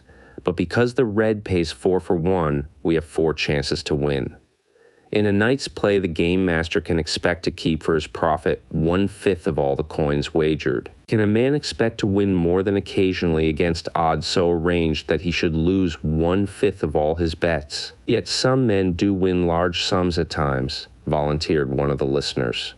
Quite so they do, Arcade continued. Realizing this, the question comes to me whether money secured in such ways brings permanent value to those who are thus lucky. Among my acquaintances are many of the successful men of Babylon, yet among them I am unable to name a single one who started his success from such a source. You who are gathered here tonight know many more of our substantial citizens. To me, it would be of much interest to learn how many of our successful citizens can credit the gaming tables with their start to success. Suppose each of you tell of those you know. What say you?" After a prolonged silence, a wag ventured, "Wouldst thy inquiry include the gamekeepers?" "If you think of no one else," Arcad responded. "If not one of you can think of anyone else, then how about yourselves? Are there any consistent winners with us who hesitate to advise such a source for their incomes?" His challenge was answered by a series of groans from the rear, taken up and spread amid much laughter. "It would seem we are not seeking good luck in such places as the goddess frequents," he continued. "Therefore let us explore other fields. We have not found it in picking up lost wallets. Neither have we found it haunting the gaming tables. As to the races, I must confess to have lost far more coins there than I have ever won. Now suppose we consider our trades and businesses. Is it not natural, if we conclude a profitable transaction, to consider it not good luck but a just reward for our efforts? I am inclined to think we may be overlooking the gifts of the goddess. Perhaps she really does assist us when we do not appreciate her generosity. Who can suggest further discussion?" Thereupon an elderly merchant arose, smoothing his genteel white robe. "With thy permission, most honorable Arcad and my friends, I offer a suggestion. If, as you have 61 said, we take credit to our own industry and ability for our business success, why not consider the successes we almost enjoyed but which escaped us? Happenings which would have been most profitable. They would have been rare examples of good luck if they had actually happened. Because they were not brought to fulfillment, we cannot consider them as our just rewards. Surely many men here have such experiences to relate. Here is a wise approach," Arcad approved. "Who among you have had good luck within your grasp only to see it escape?" Many hands were raised, among them that of the merchant. Arcad motioned to him to speak. "As you suggested this approach, we should like to hear first from you. I will gladly relate a tale," he resumed, "that doth illustrate how closely unto a man good luck may approach, and how blindly he may permit it to escape, much to his loss and later regret. Many years ago, when I was a young man just married and well started to earning, my father did come one day and urge most strongly that I enter in an investment. The son of one of his good friends had taken notice of a barren tract of land not far beyond the outer walls of our city. It lay high above the canal where no water could reach it. The son of my father's friend devised a plan to purchase this land, build 3 large water wheels that could be operated by oxen, and thereby raise the life-giving waters to the fertile soil. This accomplished, he planned to divide into small tracts and sell to the residents of the city for herb patches. The son of my father's friend did not possess sufficient 62 gold to complete such an undertaking. Like myself, he was a young man earning a fair sum. His father, like mine, was a man of large family and small means. He therefore decided to interest a group of men to enter the enterprise with him. The group was to comprise 12, each of whom must be a money earner and agree to pay 1/10 of his earnings into the enterprise until the land was made ready for sale. All would then share justly in the profits in proportion to their investment. Thou, my son, bespoke my father unto me, art now in thy young manhood. It is my deep desire that thou begin the building of a valuable estate for myself, that thou mayest become respected among men. I desire to see thou profit from a knowledge of the thoughtless mistakes of thy father. This do I most ardently desire, my father, I replied. Then this do I advise, do what I should have done at thy age. From thy earnings keep out 1/10 to put into favorable investments. With this 1/10 of thy earnings, and what it will also earn, thou canst, before thou art my age, accumulate for thyself a valuable estate. Thy words are words of wisdom, my father. Greatly do I desire riches, yet there are many uses to which my earnings are called. Therefore do I hesitate to do as thou dost advise. I am young, there is plenty of time. So I thought at thy age, yet behold, many years have passed, and I have not yet made the beginning. We live in a different age, my father. I shall avoid thy mistakes. Opportunity stands before thee, my son. It is offering a chance that may lead to wealth. I beg of thee, do not delay. Go upon the morrow to the son of my friend, and bargain with him to pay 10% of thy earnings into this investment. Go promptly upon the morrow. Opportunity waits for no man. Today it is here, soon it is gone. Therefore, delay not. In spite of the advice of my father, I did hesitate. There were beautiful new robes just brought by the tradesmen from the east, robes of such richness and beauty my good wife and I felt we must each possess one. Should I agree to pay 1/10 of my earnings into the enterprise, we must deprive ourselves of these and other pleasures we dearly desired. I delayed making a decision until it was too late, much to my subsequent regret. The enterprise did prove to be more profitable than any man had prophesied. This is my tale, showing how I did permit good luck to escape. In this tale, we see how good luck waits to come to that man who accepts opportunity, commented a swarthy man of the desert. To the building of an estate, there must always be the beginning. That start may be a few pieces of gold or silver which a man diverts from his earnings to his first investment. I myself am the owner of many herds. The start of my herds I did begin when I was a mere boy and did purchase with 1 piece of silver a young calf. This being the beginning of my wealth was of great importance to me. To take his first start to building an estate is as good luck as can come to any man. With all men, that first step, which changes them from men who earn from their own labor to men who draw dividends from the earnings of their gold, is important.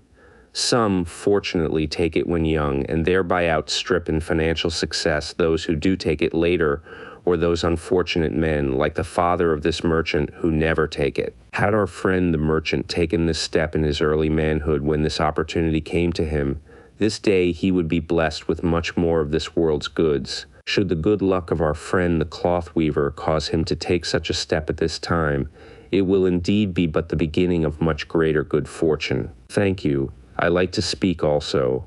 A stranger from another country arose. I am a Syrian. Not so well do I speak your tongue. I wish to call this friend the merchant a name. Maybe you think it not polite, this name, yet I wish to call him that. But alas, I not know your word for it. If I do call it in Syrian, you will not understand. Therefore, please, some good gentlemen, tell me that right name you call man who puts off doing those things that mighty good for him. Procrastinator, called a voice. That's him, shouted the Syrian, waving his hands excitedly. He accepts not opportunity when she comes. He waits. He says, I have much business right now. By and by I talk to you. Opportunity, she will not wait for such slow fellow. She thinks if a man desires to be lucky, he will step quick. Any man not step quick when opportunity comes, he big procrastinator, like our friend this merchant. The merchant arose and bowed good-naturedly in response to the laughter. My admiration to thee, stranger within our gates, who hesitates not to speak the truth. And now let us hear another tale of opportunity. Who has for us another experience? Demanded Arcade. I have, responded a red-robed man of middle age. I am a buyer of animals, mostly camels and horses. Sometimes I do also buy the sheep and goats. The tale I am about to 65 relate will tell truthfully how opportunity came one night when I did least expect it. Perhaps for this reason I did let it escape. Of this you shall be the judge. Returning to the city one evening after a disheartening 10 days' journey in search of camels, I was much angered to find the gates of the city closed and locked, while my slaves spread our tent for the night, which we looked to spend with little food and no eye water. I was approached by an elderly farmer who, like ourselves, found himself locked outside. Honored sir, he addressed me, from thy appearance I do judge thee to be a buyer. If this be so, much would I like to sell to thee the most excellent flock of sheep just driven up. Alas, my good wife lies very sick with the fever. I must return with all haste. Buy thou my sheep that I and my slaves may mount our camels and travel back without delay. So dark it was that I could not see his flock, but from the bleating I did know it must be large. Having wasted 10 days searching for camels I could not find, I was glad to bargain with him. In his anxiety, he did set a most reasonable price. I accepted, well knowing my slaves could drive the flock through the city gates in the morning and sell at a substantial profit. The bargain concluded, I called my slaves to bring torches that we might count the flock which the farmer declared to contain 900. I shall not burden you, my friends, with a description of our difficulty in attempting to count so many thirsty, restless, milling sheep. It proved to be an impossible task. Therefore, I bluntly informed the farmer I would count them at daylight and pay him then. Please, most honorable sir, he pleaded, pay me but 2/3 of the price tonight that I may be on my way. I will leave my most intelligent and educated slave to assist to make the count in the morning. He is trustworthy, and to him thou canst pay the balance. But I was stubborn and refused to make payment that night. Next morning, before I awoke, the city gates opened and 4 buyers rushed out in search of flocks. They were most eager and willing to pay high prices because the city was threatened with siege and food was not plentiful. Nearly 3 times the price at which he had offered the flock to me did the old farmer receive for it. Thus was rare good luck allowed to escape. Here is a tale most unusual, commented Arcade. What wisdom doth it suggest? The wisdom of making a payment immediately when we are convinced our bargain is wise, suggested a venerable saddle maker. If the bargain be good, then dost thou need protection against thy own weaknesses as much as against any other man. We mortals are changeable. Alas, I must say more apt to change our minds when right than wrong. Wrong, we are stubborn indeed. Right, we are prone to vacillate and let opportunity escape. My first judgment is my best, yet always have I found it difficult to compel myself to proceed with a good bargain when made. Therefore, as a protection against my own weaknesses, I do make a prompt deposit thereon. This doth save me from later regrets for the good luck that should have been mine. 3L. Thank you.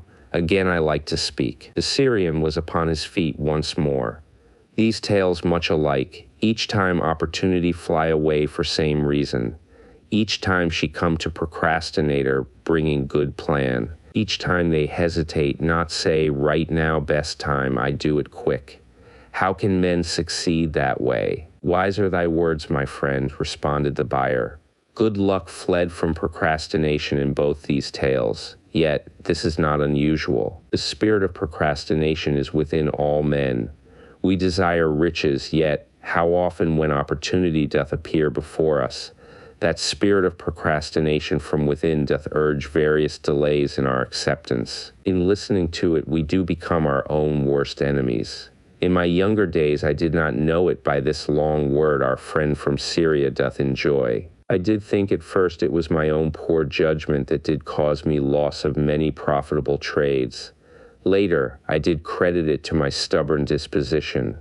At last, I did recognize it for what it was, a habit of needless delaying where action was required, action prompt and decisive. How I did hate it when its true character stood revealed. With the bitterness of a wild ass hitched to a chariot, I did break loose from this enemy to my success. Thank you. I like ask question from Mr. Merchant. The Syrian was speaking. You wear fine robes, not like those of poor man. You speak like successful man. Tell us, do you listen now when procrastination whispers in your ear? Like our friend the buyer, I also had to recognize and conquer procrastination, responded the merchant. To me it proved to be an enemy, ever watching and waiting to thwart my accomplishments. The tale I did relate is but one of many similar instances I could tell to show how it drove away my opportunities. 'Tis not difficult to conquer, once understood. No man willingly permits the thief to rob his bins of grain, nor does any man willingly permit an enemy to drive away his customers and rob him of his profits. When once I did recognize that such acts as these my enemy was committing, with determination I conquered him.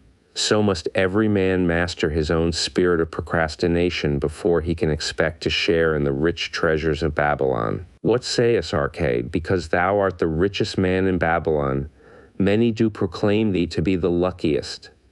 Dost agree with me that no man can arrive at a full measure of success until he hath completely crushed the spirit of procrastination within him? It is even as thou sayest, Arcade admitted. During my long life I have watched generation following generation, marching forward along those avenues of trade, science, and learning that lead to success in life. Opportunities came to all these men. Some grasped theirs and moved steadily to the gratification of their deepest desires, but the majority hesitated, faltered, and fell behind. Arkad turned to the cloth weaver. Thou didst suggest that we debate good luck. Let us hear what thou now thinkest upon the subject. I do see good luck in a different light. I had thought of it as something most desirable that might happen to a man without effort upon his part. Now I do realize such happenings are not the sort of thing one may attract to himself. From our discussion have I learned that to attract good luck to oneself, it is necessary to take advantage of opportunities. Therefore, in the future, I shall endeavor to make the best of such opportunities as do come to me. Thou hast well grasped the truths brought forth in our discussion, Arkad replied. Good luck, we do find, often follows opportunity, but seldom comes otherwise. Our merchant friend would have found great good luck had he accepted the opportunity the good goddess did present to him. Our friend the buyer likewise would have enjoyed good luck had he completed the purchase of the flock and sold at such a handsome profit. We did pursue this discussion to find a means by which good luck could be enticed to us. I feel that we have found the way. Both the tales did illustrate how good luck follows opportunity. Herein lies a truth that many similar tales of good luck, won or lost, could not change. The truth is this: good luck can be enticed by accepting opportunity. Those eager to grasp opportunities for their betterment do attract the interest of the good goddess. She is ever anxious to aid those who please her. Men of action please her best. Action will lead thee forward to the successes thou dost desire. Men of action are favored by the goddess of good luck, the 5 laws of gold. A bag heavy with gold or a clay tablet carved with words of wisdom.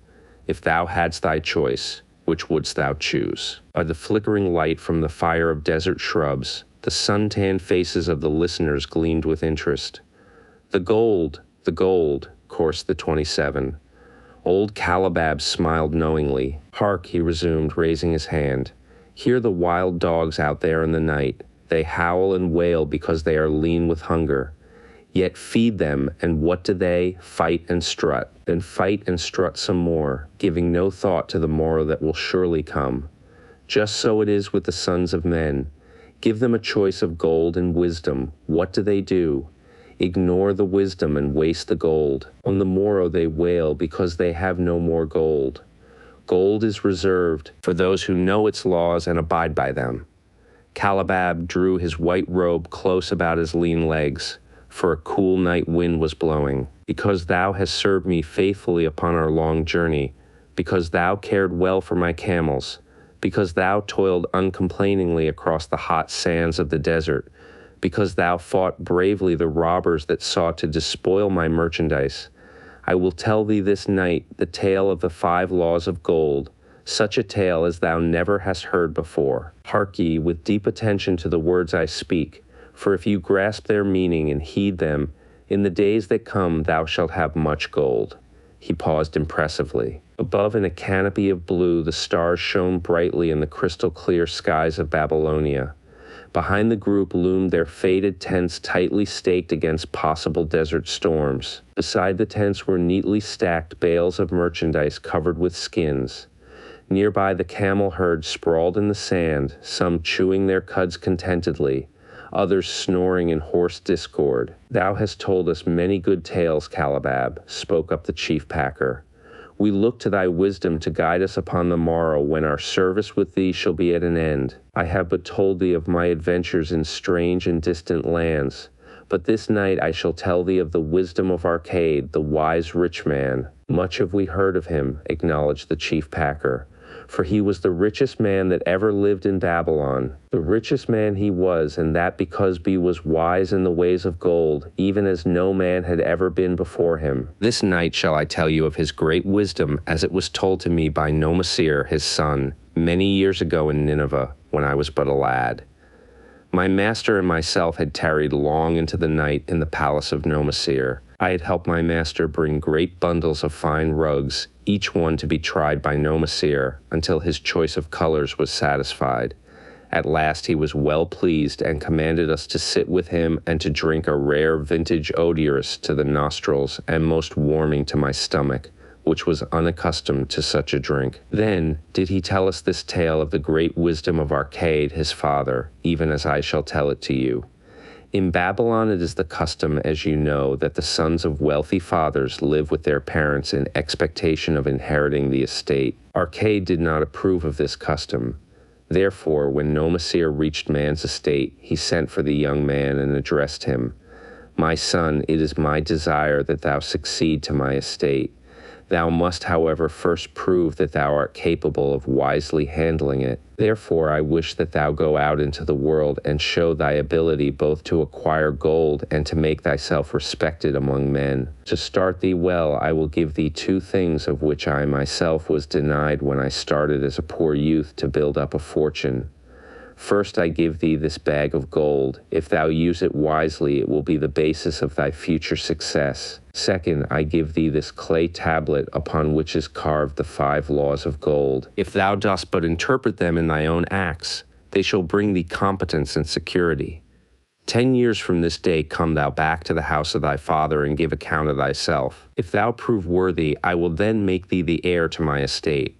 Otherwise, I will give it to the priests that they may barter for my soul the land consideration of the gods. So Nomasir went forth to make his own way, taking his bag of gold, the clay tablet carefully wrapped in silken cloth, his slave and the horses upon which they rode. The 10 years passed, and Nomasir, as he had agreed, returned to the house of his father, who provided a great feast in his honor, to which he invited many friends and relatives. After the feast was over, the father and mother mounted their throne-like seats at one side of the great hall, and Nomasir stood before them to give an account of himself as he had promised his father. It was evening.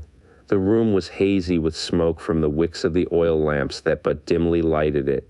Slaves in white woven jackets and tunics fanned the humid air rhythmically with long-stemmed palm leaves. A stately dignity colored the scene. The wife of Nomasir and his 2 young sons, with friends and other members of the family, sat upon rugs behind him, eager listeners. My father, he began deferentially, I bow before thy wisdom. 10 years ago, when I stood at the gates of manhood, thou bade me go forth and become a man among men, instead of remaining a vassal to thy fortune. Thou gave me liberally of thy gold. Thou gave me liberally of thy wisdom. Of the gold, alas, I must admit of a disastrous handling. It fled indeed from my inexperienced hands, even as a wild hare flees at the first opportunity from the youth who captures it. The father smiled indulgently. Continue, my son. Thy tale interests me in all its details. Decided to go to Nineveh, as it was a growing city, believing that I might find there opportunities. I joined a caravan and among its members made numerous friends. 2 well-spoken men who had a most beautiful white horse as fleet as the wind were among these.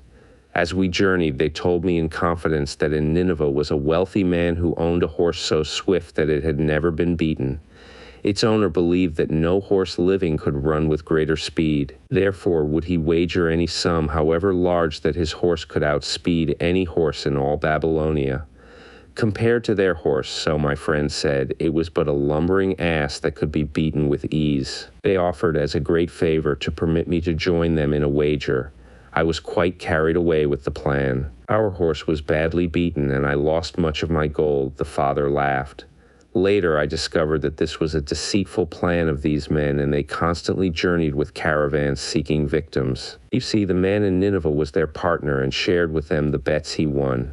This shrewd deceit taught me my first lesson in looking out for myself. I was soon to learn another, equally bitter. In the caravan was another young man with whom I became quite friendly. He was the son of wealthy parents and, like myself, journeying to Nineveh to find a suitable location. Not long after our arrival, he told me that a merchant had died and his shop with its rich merchandise and patronage could be secured at a paltry price, saying that we would be equal partners, but first he must return to Babylon to secure his gold. He prevailed upon me to purchase the stock with my gold, agreeing that his would be used later to carry on our venture. He long delayed the trip to Babylon, proving in the meantime to be an unwise buyer and a foolish spender. I finally put him out, but not before the business had deteriorated to where we had only unsaleable goods and no gold to buy other goods. I sacrificed what was left to an Israelite for a pitiful sum. Soon there followed, I tell you, my father, bitter days. I sought employment and found it not, for I was without trade or training that would enable me to earn. I sold my horses, I sold my slave, I sold my extra robes that I might have food and a place to sleep. But each day grim want crouched closer. But in those bitter days I remembered thy confidence in me, my father. Thou hadst sent me forth to become a man, and this I was determined to accomplish. The mother buried her face and wept softly. At this time I bethought me of the table thou had given to me, upon which thou had carved the 5 laws of gold.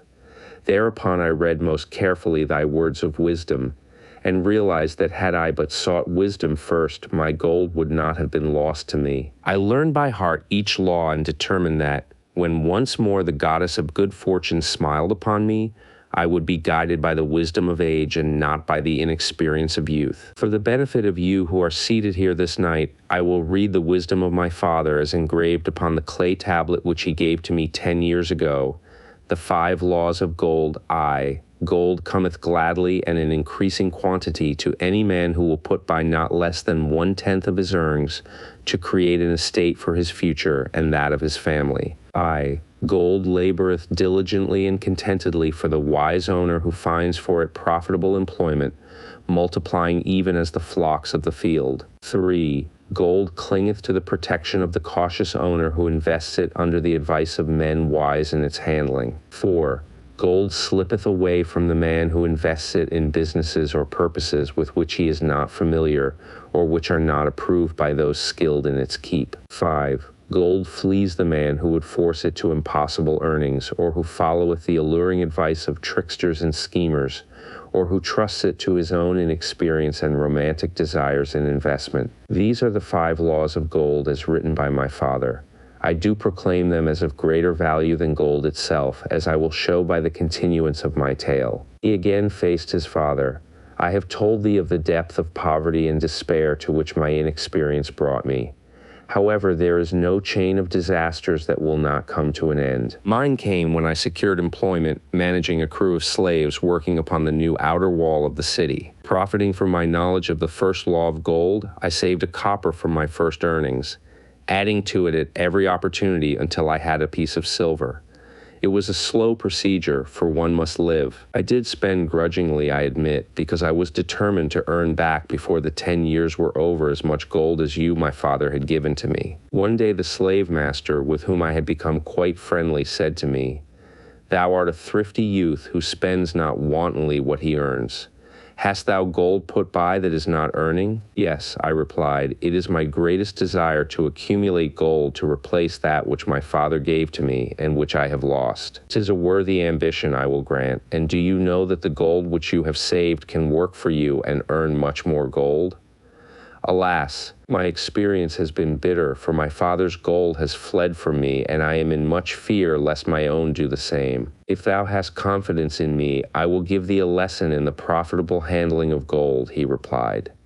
Within a year, the outer wall will be complete and ready for the great gates of bronze that will be built at each entrance to protect the city from the king's enemies. In all Nineveh, there is not enough metal to make these gates, and the king has not thought to provide it. Here's my plan. A group of us will pool our gold and send a caravan to the mines of copper and tin, which are distant, and bring to Nineveh the metal for the gates. When the king says, "Make the great gates," we alone can supply the metal, and a rich price he will pay. If the king will not buy from us, we will yet have the metal which can be sold for a fair price. In his offer, I recognized an opportunity to abide by the 3rd law and invest my savings under the guidance of wise men. Nor was I disappointed. Our pool was a success, and my small store of gold was greatly increased by the transaction. In due time, I was accepted as a member of this same group in other ventures. They were men wise in the profitable handling of gold. They talked over each plan presented with great care before entering upon it. They would take no chance on losing their principal or tying it up in unprofitable investments from which their gold could not be recovered. Such foolish things as the horse race and the partnership into which I had entered with my inexperience would have had scant consideration with them. They would have immediately pointed out their weaknesses. Through my association with these men, I learned to safely invest gold to bring profitable returns. As the years went on, my treasure increased more and more rapidly. I not only made back as much as I lost, but much more. Through my misfortunes, my trials, and my success, I have tested time and again the wisdom of the 5 laws of gold, my father, and have proven them true in every test. To him who is without knowledge of the 5 laws, gold comes not often and goeth away quickly. But to him who abide by the 5 laws, gold comes and works as his dutiful slave. Nomasir ceased speaking and motioned to a slave in the back of the room. The slave brought forward, one at a time, 3 heavy leather bags. One of these Nomasir took and placed upon the floor before his father, addressing him again. "Who didst give to me a bag of gold, Babylon gold. Behold, in its place I do return to thee a bag of Nineveh gold of equal weight and equal exchange, as all will agree. Thou didst give to me a clay tablet inscribed with wisdom. Behold, in its stead I do return 2 bags of gold." So saying, he took from the slave the other 2 bags and likewise placed them upon the floor before his father. "This I do to prove to thee, my father, of how much greater value I consider thy wisdom than thy gold. Yet who can measure in bags of gold the value of wisdom? Without wisdom, gold is quickly lost by those who have it, but with wisdom, gold can be secured by those who have it not, as these 3 bags of gold do prove. It does indeed give to me the deepest satisfaction, my father, to stand before thee and say that because of thy wisdom, I have been able to become rich and respected before men." The father placed his hand fondly upon the head of Nomasir. "Thou hast learned well thy lessons, and I am indeed fortunate to have a son to whom I may entrust my wealth." Kalibab ceased his tale and looked critically at his listeners. "What means this to thee, this tale of Nomasir?" he continued. "Who amongst thee can go to thy father, or to the father of thy wife, and give an account of wise handling of his earnings? What would these venerable men think were you to say, I have traveled much and learned much and labored much and earned much? Yet alas, of gold I have little. Some I spent wisely, some I spent foolishly, and much I lost in unwise ways. Dost still think it but an inconsistency of fate that some men have much gold and others have naught? Then you err. Men have much gold when they know the 5 laws of gold and abide thereby. Because I learned these 5 laws in my youth and abided by them, I have become a wealthy merchant. Not by some strange magic did I accumulate my wealth. Wealth that comes quickly goeth the same way. Wealth that stayeth to give enjoyment and satisfaction to its owner comes gradually, because it is a child born of knowledge and persistent purpose. To earn wealth is but a slight burden upon the thoughtful man. Bearing the burden consistently from year to year accomplishes the final purpose. The 5 laws of gold offer to thee a rich reward for their observance. Each of these 5 laws is rich with meaning, and lest thou overlook this in the briefness of my tale, I will now repeat them. I do know them each by heart because in my youth I could see their value and would not be content until I knew them word for word. The first law of gold, gold cometh gladly and in increasing quantity to any man who will put by not less than 1/10 of his earnings, to create an estate for his future and that of his family. Any man who will put by 1/10 of his earnings consistently and invest it wisely will surely create a valuable estate that will provide an income for him in the future and further guarantee safety for his family in case the gods call him to the world of darkness. This law always saith that gold cometh gladly to such a man. I can truly certify this in my own life. The more gold I accumulate, the more readily it comes to me and in increased quantities. The gold which I save earns more, even as yours will, and its earnings earn more, and this is the working out of the first law. The second law of gold, gold laboreth diligently and contentedly for the wise owner who finds for it profitable employment, multiplying even as the flocks of the field. Gold indeed is a willing worker. It is ever eager to multiply when opportunity presents itself. To every man who hath a store of gold set by, opportunity comes for its most profitable use. As the years pass, it multiplies itself in surprising fashion. The third law of gold, gold clingeth to the protection of the cautious owner who invests it under the advice of men wise in its handling. Gold indeed clingeth to the cautious owner, even as it flees the careless owner. The man who seeks the advice of men wise in handling gold soon learneth not to jeopardize his treasure, but to preserve in safety and to enjoy in contentment its consistent increase. The fourth law of gold slippeth away from the man who invests it in businesses or purposes with which he is not familiar, or which are not approved by those skilled in its keep. To the man who hath gold, yet is not skilled in its handling, many uses for it appear most profitable. Too often these are fraught with danger of loss, and if properly analyzed by wise men, show small possibility of profit. Therefore, the inexperienced owner of gold who trusts to his own judgment and invests it in business or purposes with which he is not familiar, too often finds his judgment imperfect 82 and pays with his treasure for his inexperience. Wise indeed is he who investeth his treasures under the advice of men skilled in the ways of gold. The fifth law of gold flees the man who would force it to impossible earnings, or who followeth the alluring advice of tricksters and schemers, or who trusts it to his own inexperience and romantic desires in investment. Fanciful propositions that thrill like adventure tales always come to the new owner of gold. These appear to endow his treasure with magic powers that will enable it to make impossible earnings. Yet heed ye the wise men, for verily they know the risks that lurk behind every plan to make great wealth suddenly. Forget not the rich men of Nineveh, who would take no chance of losing their principal or tying it up in unprofitable investments. This ends my tale of the 5 laws of gold. In telling it to thee, I have told the secrets of my own success. Yet they are not secrets, but truths which every man must first learn and then follow, who wishes to step out of the multitude that, like you wild dogs, must worry each day for food to eat. Tomorrow we enter Babylon. Look, see the fire that burns eternal above the temple of Bel. We are already in sight of the golden city. Tomorrow each of thee shall have gold, the gold thou hast so well earned by thy faithful services. 10 years from this night, what can you tell about this 83 gold?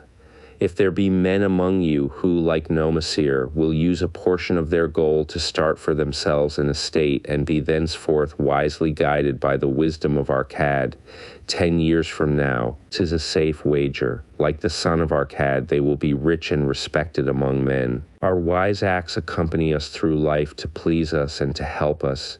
Just as surely our unwise acts follow us to plague and torment us. Alas, they cannot be forgotten. In the front rank of the torments that do follow us are the memories of the things we should have done, of the opportunities which came to us and we took not. Rich are the treasures of Babylon, so rich no man can count their value in pieces of gold. Each year they grow richer and more valuable. Like the treasures of every land, they are a reward, a rich reward awaiting those men of purpose who determine to secure their just share. In the strength of thine own desires is a magic power. Guide this power with thy knowledge of the 5 laws of gold, and thou shalt share the treasures of Babylon. The gold lender of Babylon 50 pieces of gold. Never before had Rodan, the spear maker of old Babylon, carried so much gold in his leather wallet. Happily down the king's highway from the palace of his most liberal majesty he strode. Cheerfully the gold clinked as the wallet at his belt swayed with each step. The sweetest music he had ever heard. 50 pieces of gold, all his. He could hardly realize his good fortune. What power in those clinking discs! They could purchase anything he wanted: a grand house, land, cattle, camels, horses, chariots, whatever he might desire. What use should he make of it? This evening, as he turned into a side street towards the home of his sister, he could think of nothing he would rather possess than those same glittering, heavy pieces of gold, his to keep. It was upon an evening some days later that a perplexed Rodan entered the shop of Mathon, the lender of gold and dealer in jewels and rare fabrics. Glancing neither to the right nor the left at the colorful articles artfully displayed, he passed through to the living quarters at the rear. Here he found the genteel Mathon lounging upon a rug, partaking of a meal served by a black slave. "I would counsel with thee, for I know not what to do." Roden stood stolidly, feet apart, hairy breast exposed by the gaping front of his leather jacket. Mathen's narrow, sallow face smiled a friendly greeting. What indiscretions hast thou done that thou shouldst seek the lender of gold? Hast been unlucky at the gaming table, or hath some plump dame entangled thee? For many years have I known thee, yet never hast thou sought me to aid thee in thy troubles. No, no, not such as that. I seek no gold. Instead, I crave thy wise advice. Hear, hear what this man doth say. No one comes to the lender of gold for advice. My ears must play me false. They listen true. Can this be so? Roden, the spearmaker, doth display more cunning than all the rest, for he comes to Mathen not for gold, but for advice. Many men come to me for gold to pay for their follies, but as for advice, they want it not. Yet who is more able to advise than the lender of gold, to whom many men come in trouble? Thou shalt eat with me, Roden, he continued. Thou shalt be my guest for the evening. Andal, he commanded of the black slave. Draw up a rag for my friend Roden, the spearmaker, who comes for advice. He shall be mine honored guest. Bring to him much food, and get for him my largest cup. Choose well of the best wine, that he may have satisfaction in the drinking. Now tell me what troubles thee. It is the king's gift. The king's gift. The king did make thee a gift, and it gives thee trouble? What manner of gift? Because he was much pleased with the design I did submit to him for a new point on the spears of the royal guard, he did present me with 50 pieces of gold, and now I am much perplexed. I am beseeched each hour the sun doth travel across the sky by those who would share it with me. That is natural. More men want gold than have it, and would wish one who comes by it easily to divide. But can you not say no? Is thy will not as strong as thy fist? To many I can say no, yet sometimes it would be easier to say yes. Can one refuse to share with one's sister to whom he is deeply devoted? Surely thy own sister would not wish to deprive thee of enjoying thy reward. But it is for the sake of Araman, her husband, whom she wishes to see a rich merchant. She does feel that he has never had a chance, and she beseeches me to loan to him this gold, that he may become a prosperous merchant, and repay me from his profits. My friend, resumed Mathen, 'tis a worthy subject thou bringest to discuss. Gold bringeth unto its possessor responsibility and a changed position with his fellow men. It bringeth fear lest he lose it, or it be tricked away from him. It bringeth a feeling of power and ability to do good. Likewise, it bringeth opportunities whereby his very good intentions may bring him into difficulties. Didst ever hear of the farmer of Nineveh who could understand the language of animals? I wot not, for 'tis not the kind of tale men like to tell over the bronze caster's forge. I will tell it to thee, for thou shouldst know that to borrowing and lending there is more than the passing of gold from the hands of one to the hands of another. This farmer, who could understand what the animals said to each other, did linger in the farmyard each evening just to listen to their words. One evening he did hear the ox bemoaning to the ass the hardness of his lot. I do labor pulling the plow from morning until night. No matter how 87 hot the day, or how tired my legs, or how the bow doth chafe my neck, still must I work.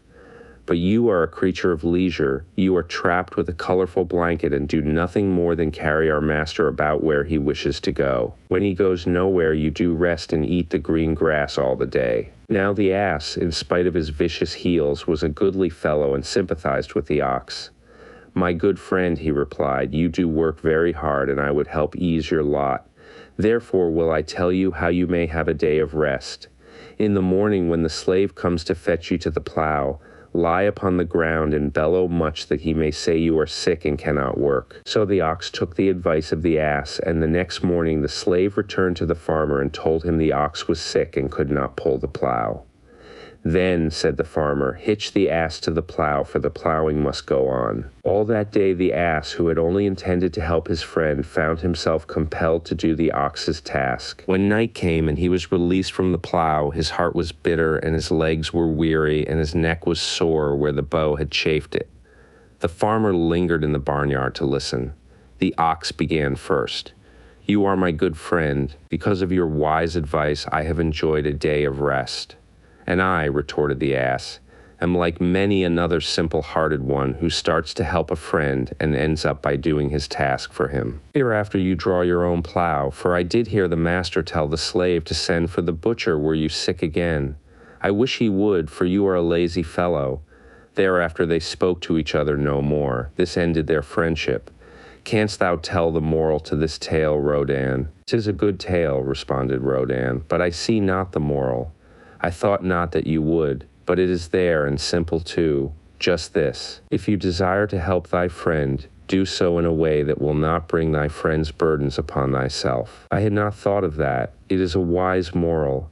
I wish not to assume the burdens of my sister's husband, but tell me, you lend to many, do not the borrowers repay? Mathan smiled the smile of one whose soul is rich with much experience. Could a loan be well made if the borrower cannot repay? Must not the lender be wise and judge carefully whether his gold can perform a useful purpose to the borrower and return to him once more, or whether it will be wasted by one unable to use it wisely and leave him without his treasure, and leave the borrower with a debt he cannot repay? I will show to thee the tokens in my token chest, and let them tell thee some of their stories. Into the room he brought a chest as long as his arm, covered with red pigskin and ornamented with bronze designs. He placed it upon the floor and squatted before it, both hands upon the lid. From each person to whom I lend, I do exact a token for my token chest, to remain there until the loan is repaid. When they repay, I give back. But if they never repay, it will always remind me of one who was not faithful to my confidence. The safest loans, my token box tells me, are to those whose possessions are of more value than the one they desire. They own lands, or jewels, or camels, or other things which could be sold to repay the loan. Some of the tokens given to me are jewels of more value than the loan. Others are promises that if the loan be not repaid as agreed, they will deliver to me certain property settlement. On loans like those, I am assured that my gold will be returned with the rental thereon, for the loan is based on property. In another class are those who have the capacity to earn. They are such as you, who labor or serve and are paid. They have income, and if they are honest and suffer no misfortune, I know that they also can repay the gold I loan them and the rental to which I am entitled. Such loans are based on human effort. Others are those who have neither property nor assured earning capacity. Life is hard, and there will always be some who cannot adjust themselves to it. Alas for the loans I make them, even though they be no larger than a pence. My token box may censure me in the years to come, unless they be guaranteed by good friends of the borrower who know him honorable. Mathan released the clasp and opened the lid. Rodan leaned forward eagerly. At the top of the chest, a bronze neckpiece lay upon a scarlet cloth. Mathan picked up the piece and patted it affectionately. This shall always remain in my token chest because the owner has passed on into the great darkness. I treasure it his token, and I treasure his memory, for he was my good friend. We traded together with much success until out of the east he brought a woman to wed, beautiful but not like our women, a dazzling creature. He spent his gold lavishly to gratify her desires. He came to me in 90 distress when his gold was gone. I counseled with him. I told him I would help him to once more master his own affairs. He swore by the sign of the great bull that he would, but it was not to be. In a quarrel she thrust a knife into the heart he dared her to pierce. And she? Questioned Rodan. Yes, of course, this was hers. He picked up the scarlet cloth. In bitter remorse she threw herself into the Euphrates. These two loans will never be repaid. The chest tells you, Rodan, that humans in the throes of great emotions are not safe risks for the gold lender. Here, now this is different. He reached for a ring carved of ox bone. This belongs to a farmer. I buy the rugs of his women. The locust came and they had not food. I helped him, and when the new crop came, he repaid me. Later he came again and told of strange goats in a distant land as described by a traveler. They had long hair so fine and soft it would weave into rugs more beautiful than any ever seen in Babylon. He wanted a herd, but he had no money. So I did lend him gold to make the journey and bring back goats. Now his herd is begun, and next year I shall surprise the lords of Babylon with the most expensive rugs it has been their good fortune to buy. Soon I must return his ring. He doth insist on repaying promptly." "Some borrowers do that?" queried Roden. "If they borrow for purposes that bring money back to them, I find it so. But if they borrow because of their indiscretions, I warn thee to be cautious if thou wouldst ever have thy gold back in hand again." "Tell me about this," requested Roden, picking up a heavy gold bracelet inset with jewels and rare designs. "The women do appeal to my good friend," bantered Mathon. "Lamb still much younger than you," retorted Roden. "I grant that, but this time thou doth suspicion romance where it is not. The owner of this is fat and wrinkled, and doth talk so much and say so little she drives me mad. Once they had much money and were good customers, but ill times came upon them. She has a son of whom she would make a merchant, so she came to me and borrowed gold that he might become a partner of a caravan owner who travels with his camels, bartering in one city what he buys in another. This man proved a rascal, for he left the poor boy in a distant city without money and without friends, pulling out early while the youth slept. Perhaps when this youth has grown to manhood, he will repay. Until then I get no rental for the loan, only much talk. But I do admit the jewels are worthy of the loan." "Did this lady ask thy advice as to the wisdom of the loan?" "Quite otherwise. She had pictured to herself this son of hers as a wealthy and powerful man of Babylon. To suggest the contrary was to infuriate her. A fair rebuke I had. I knew the risk for this inexperienced boy, but as she offered security, I could not refuse her. This," continued Mathon, waving a bit of pack rope tied into a knot, "belongs to Nebatur, the camel trader. When he would buy a herd larger than his funds, he brings to me this knot, and I lend to him according to his needs. He is a wise trader. I have confidence in his good judgment and can lend him freely. Many other merchants of Babylon have my confidence because of their honorable behavior. Their 92 tokens come and go frequently in my token box. Good merchants are an asset to our city, and it profits me to aid them to keep trade moving that Babylon be prosperous." Mathon picked out a beetle carved in turquoise and tossed it contemptuously on the floor. "A bug from Egypt. The lad who owns this does not care whether I ever receive back my gold. When I reproach him, he replies, 'How can I repay when ill fate pursues me? You have plenty more. What can I do?' The token is his father's, a worthy man of small means who did pledge his land and herd to back his son's enterprises. The youth found success at first, and then was overzealous to gain great wealth. His knowledge was immature, his enterprises collapsed. Youth is ambitious. Youth would take shortcuts to wealth and the desirable things for which it stands. To secure wealth quickly, youth often borrows unwisely. Youth, never having had experience, cannot realize that hopeless debt is like a deep pit into which one may descend quickly and where one may struggle vainly for many days. It is a pit of sorrow and regrets where the brightness of the sun is overcast and night is made unhappy by restless sleeping.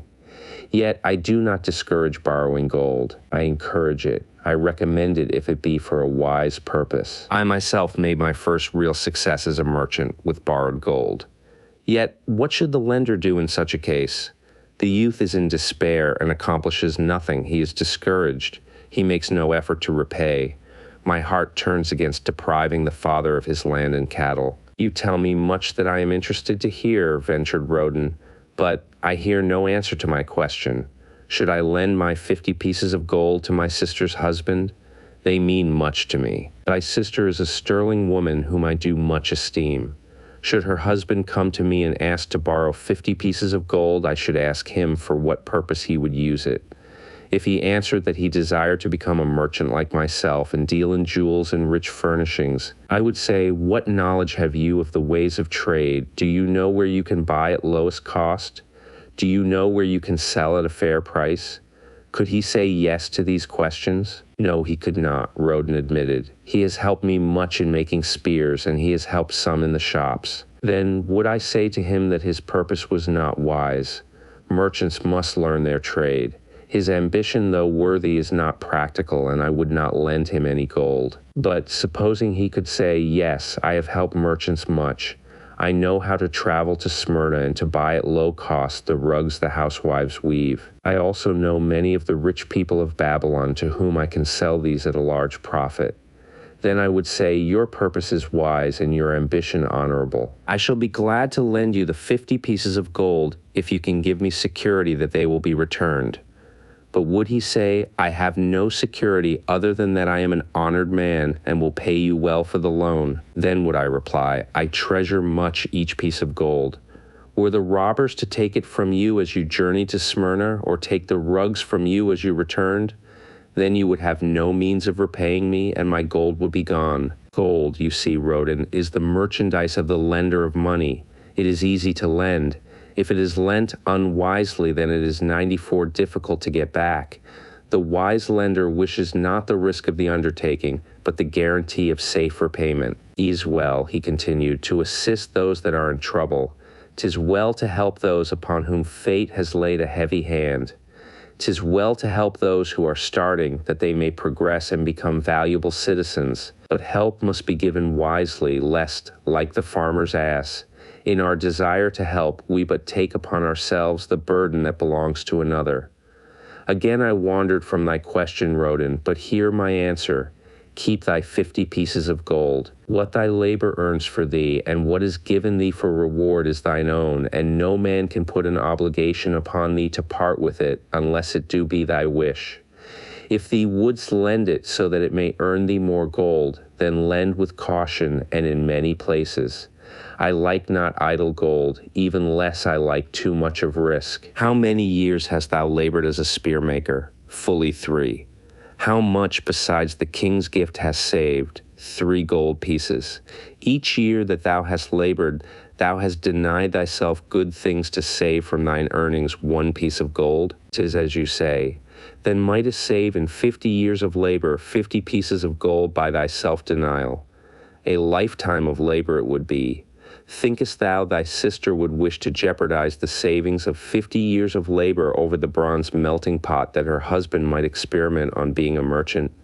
Not if I spoke in your words. Then go to her and say, 3 years I have labored each day except fast days from morning until night, and I have denied myself many things that my heart craved.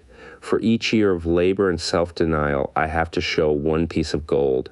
Thou art my favored sister, and I wish that thy husband may engage in business in which he will prosper greatly. If he will submit to me a plan that seems wise and possible to my friend Mathan, then will I gladly lend to him my savings of an entire year that he may have an opportunity to prove that he can succeed. Do that, I say, and if he has within him the soul to succeed, he can prove it. If he fails, he will not owe thee more than he can hope someday to repay. I am a gold lender because I own more gold than I can use in my own trade. I desire my surplus gold to labor for others and thereby earn more gold. I do not wish to take risk of losing my gold, for I have labored much and denied myself much to secure it. Therefore, I will no longer lend any of it where I am not confident that it is safe and will be returned to me. Neither will I lend it where I am not convinced that its earnings will be promptly paid to me. I have told to thee, Rodin, a few of the secrets of my token chest. From them you may understand the weakness of men and their eagerness to borrow that which they have no certain means to repay. From this you can see how often their high hopes of the great earnings they could make, if they but had gold, are but false hopes they have not the ability or training to fulfill. Thou, Rodin, now have gold which thou shouldst put to earning more gold for thee. Thou art about to become even as I, a gold lender. If thou dost safely preserve thy treasure, it will produce liberal earnings for thee and be a rich source of pleasure and profit during all thy days. But if thou dost let it escape from thee, it will be a source of constant sorrow and regret as long as thy memory doth last. What desirest thou most of this gold in thy wallet? To keep it safe. Wisely spoken, replied Mathan approvingly. Thy first desire is for safety. Thinkest thou that in the custody of thy sister's husband it would be truly safe from possible loss? I fear not, for he is not wise in guarding gold. Then be not swayed by foolish sentiments of obligation to trust thy treasure to any person.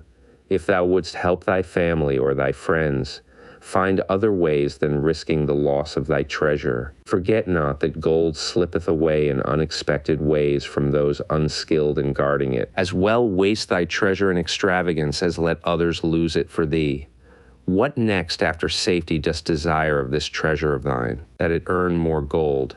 Again thou speakest with wisdom. It should be made to earn and grow larger. Gold wisely lent may even double itself with its earnings before a man like you groweth old. If you risk losing it, you risk losing all that it would earn as well. Therefore be not swayed by the fantastic plans of impractical men who think they see ways to force thy gold to make earnings unusually large. Such plans are the creations of dreamers unskilled in the safe and dependable laws of trade. Be conservative in what thou expected to earn, that thou mayest keep and enjoy thy treasure. To hire it out with a promise of usurious returns is to invite loss. Seek to associate thyself with men and enterprises whose success is established, that thy treasure may earn liberally under their skillful use, and be guarded safely by their wisdom and experience. Thus mayest thou avoid the misfortunes that follow most of the sons of men to whom the gods see fit to entrust gold. When Roden would thank him for his wise advice, he would not listen, saying, The king's gift shall teach thee much wisdom. If wouldst keep thy 50 pieces of gold, thou must be discreet indeed. Many uses will tempt thee, much advice will be spoken to thee. Numerous opportunities to make large profits will be offered thee. The stories from my token box should warn thee, before thou let any piece of gold leave thy pouch, to be sure that thou hast a safe way to pull it back again. Should my further advice appeal to thee, return again. It is gladly given. Ere thou goest, read this, which I have carved beneath the lid of my token box. It applies equally to the borrower and the lender. Better a little caution than a great regret. The walls of Babylon, old Banzar, grim warrior of another day, stood guard at the passageway leading to the top of the ancient walls of Babylon. Up above, valiant defenders were battling to hold the walls. Upon them depended the future existence of this great city with its hundreds of thousands of citizens. Over the walls came the roar of the attacking armies, the yelling of many men, the trampling of thousands of horses, the deafening boom of the battering rams pounding the bronze gates. In the street behind the gate lounged the spearmen, waiting to defend the entrance should the gates give way. They were but few for the task. The main armies of Babylon were with their king, far away in the east on the great expedition against the Elamites. No attack upon the city having been anticipated during their absence, the defending forces were small. Unexpectedly from the north bore down the mighty armies of the Assyrians, and now the walls must hold, or Babylon was doomed. About Banzar were great crowds of citizens, white-faced and terrified, eagerly seeking news of the battle. With hushed awe they viewed the stream of wounded and dead being carried or led out of the passageway. Here was the crucial point of attack. After 3 days of circling about the city, the enemy had suddenly thrown his great strength against this section and this gate. The defenders from the top of the wall fought off the climbing platforms and the scaling ladders of the attackers with arrows, burning oil, and, if any reached the top, spears. Against the defenders, thousands of the enemy's archers poured a deadly barrage of arrows. Old Banzar had the vantage point for news. He was closest to the conflict and first to hear of each fresh repulse of the frenzied attackers. An elderly merchant crowded close to him, his palsied hands quivering. Tell me, he pleaded. They cannot get in. My sons are with the good king. There is no one to protect my old wife. My goods they will steal all. My food they will leave nothing. We are old, too old to defend ourselves, too old for slaves. We shall starve, we shall die. Tell me they cannot get in. Calm thyself, good merchant, the guard responded. The walls of Babylon are strong. Go back to the bazaar and tell your wife that the walls will protect you and all of your possessions as safely as they protect the rich treasures of the king. Keep close to the walls, lest the arrows flying over strike you. A woman with a babe in arms took the old man's place as he withdrew. Sergeant, what news from the top? Tell me truly that I may reassure my poor husband. He lies with fever from his terrible wounds, yet insists upon his armor and his spear to protect me, who am with child. Terrible, he says, will be the vengeful lust of our enemies should they break in. Be thou of good heart, thou mother that is and is again to be. The walls of Babylon will protect you and your babes. They are high and strong. Hear ye not the yells of our valiant defenders as they empty the cauldrons of burning oil upon the ladder scalers? Yes, that do I hear, and also the roar of the battering rams that do hammer at our gates. Back to thy husband. Tell him the gates are strong and withstand the rams. Also that the scalers climb the walls but to receive the waiting spear thrust. Watch thy way and hasten behind you buildings. Banzer stepped aside to clear the passage for heavily armed reinforcements. As, with clanking bronze shields and heavy tread, they tramped by, a small girl plucked at his girdle. Tell me, please, soldier, are we safe? She pleaded. I hear the awful noises. I see the men all bleeding. I am so frightened. What will become of our family, of my mother, little brother, and the baby? The grim old campaigner blinked his eyes and thrust forward his chin as he beheld the child. Be not afraid, little one, he reassured her. The walls of Babylon will protect you and mother and little brother and the baby. It was for the safety of such as you that the good Queen Semiramis built them over 100 years ago. Never have they been broken through. Go back and tell your mother and little brother and the baby that the walls of Babylon will protect them and they need have no fear. Day after day, old Banzer stood at his post and watched the reinforcements file up the passageway, there to stay and fight until wounded or dead they came down once more. Around him unceasingly crowded the throngs of frightened citizens eagerly seeking to learn if the walls would hold. To all he gave his answer with the fine dignity of an old soldier. The walls of Babylon will protect you. For 3 weeks and 5 days the attack waged with scarcely ceasing violence. Harder and grimmer set the jaw of Banzer as the passage behind, wet with the blood of the many wounded, was churned into mud by the never-ceasing streams of men passing up and staggering down. Each day the slaughtered attackers piled up in heaps before the wall. Each night they were carried back and buried by their comrades. Upon the 5th night of the 4th week the clamor without diminished. The first streaks of daylight illuminating the plains disclosed great clouds of dust raised by the retreating armies. A mighty shout went up from the defenders. There was no mistaking its meaning. It was repeated by the waiting troops behind the walls. It was echoed by the citizens upon the streets.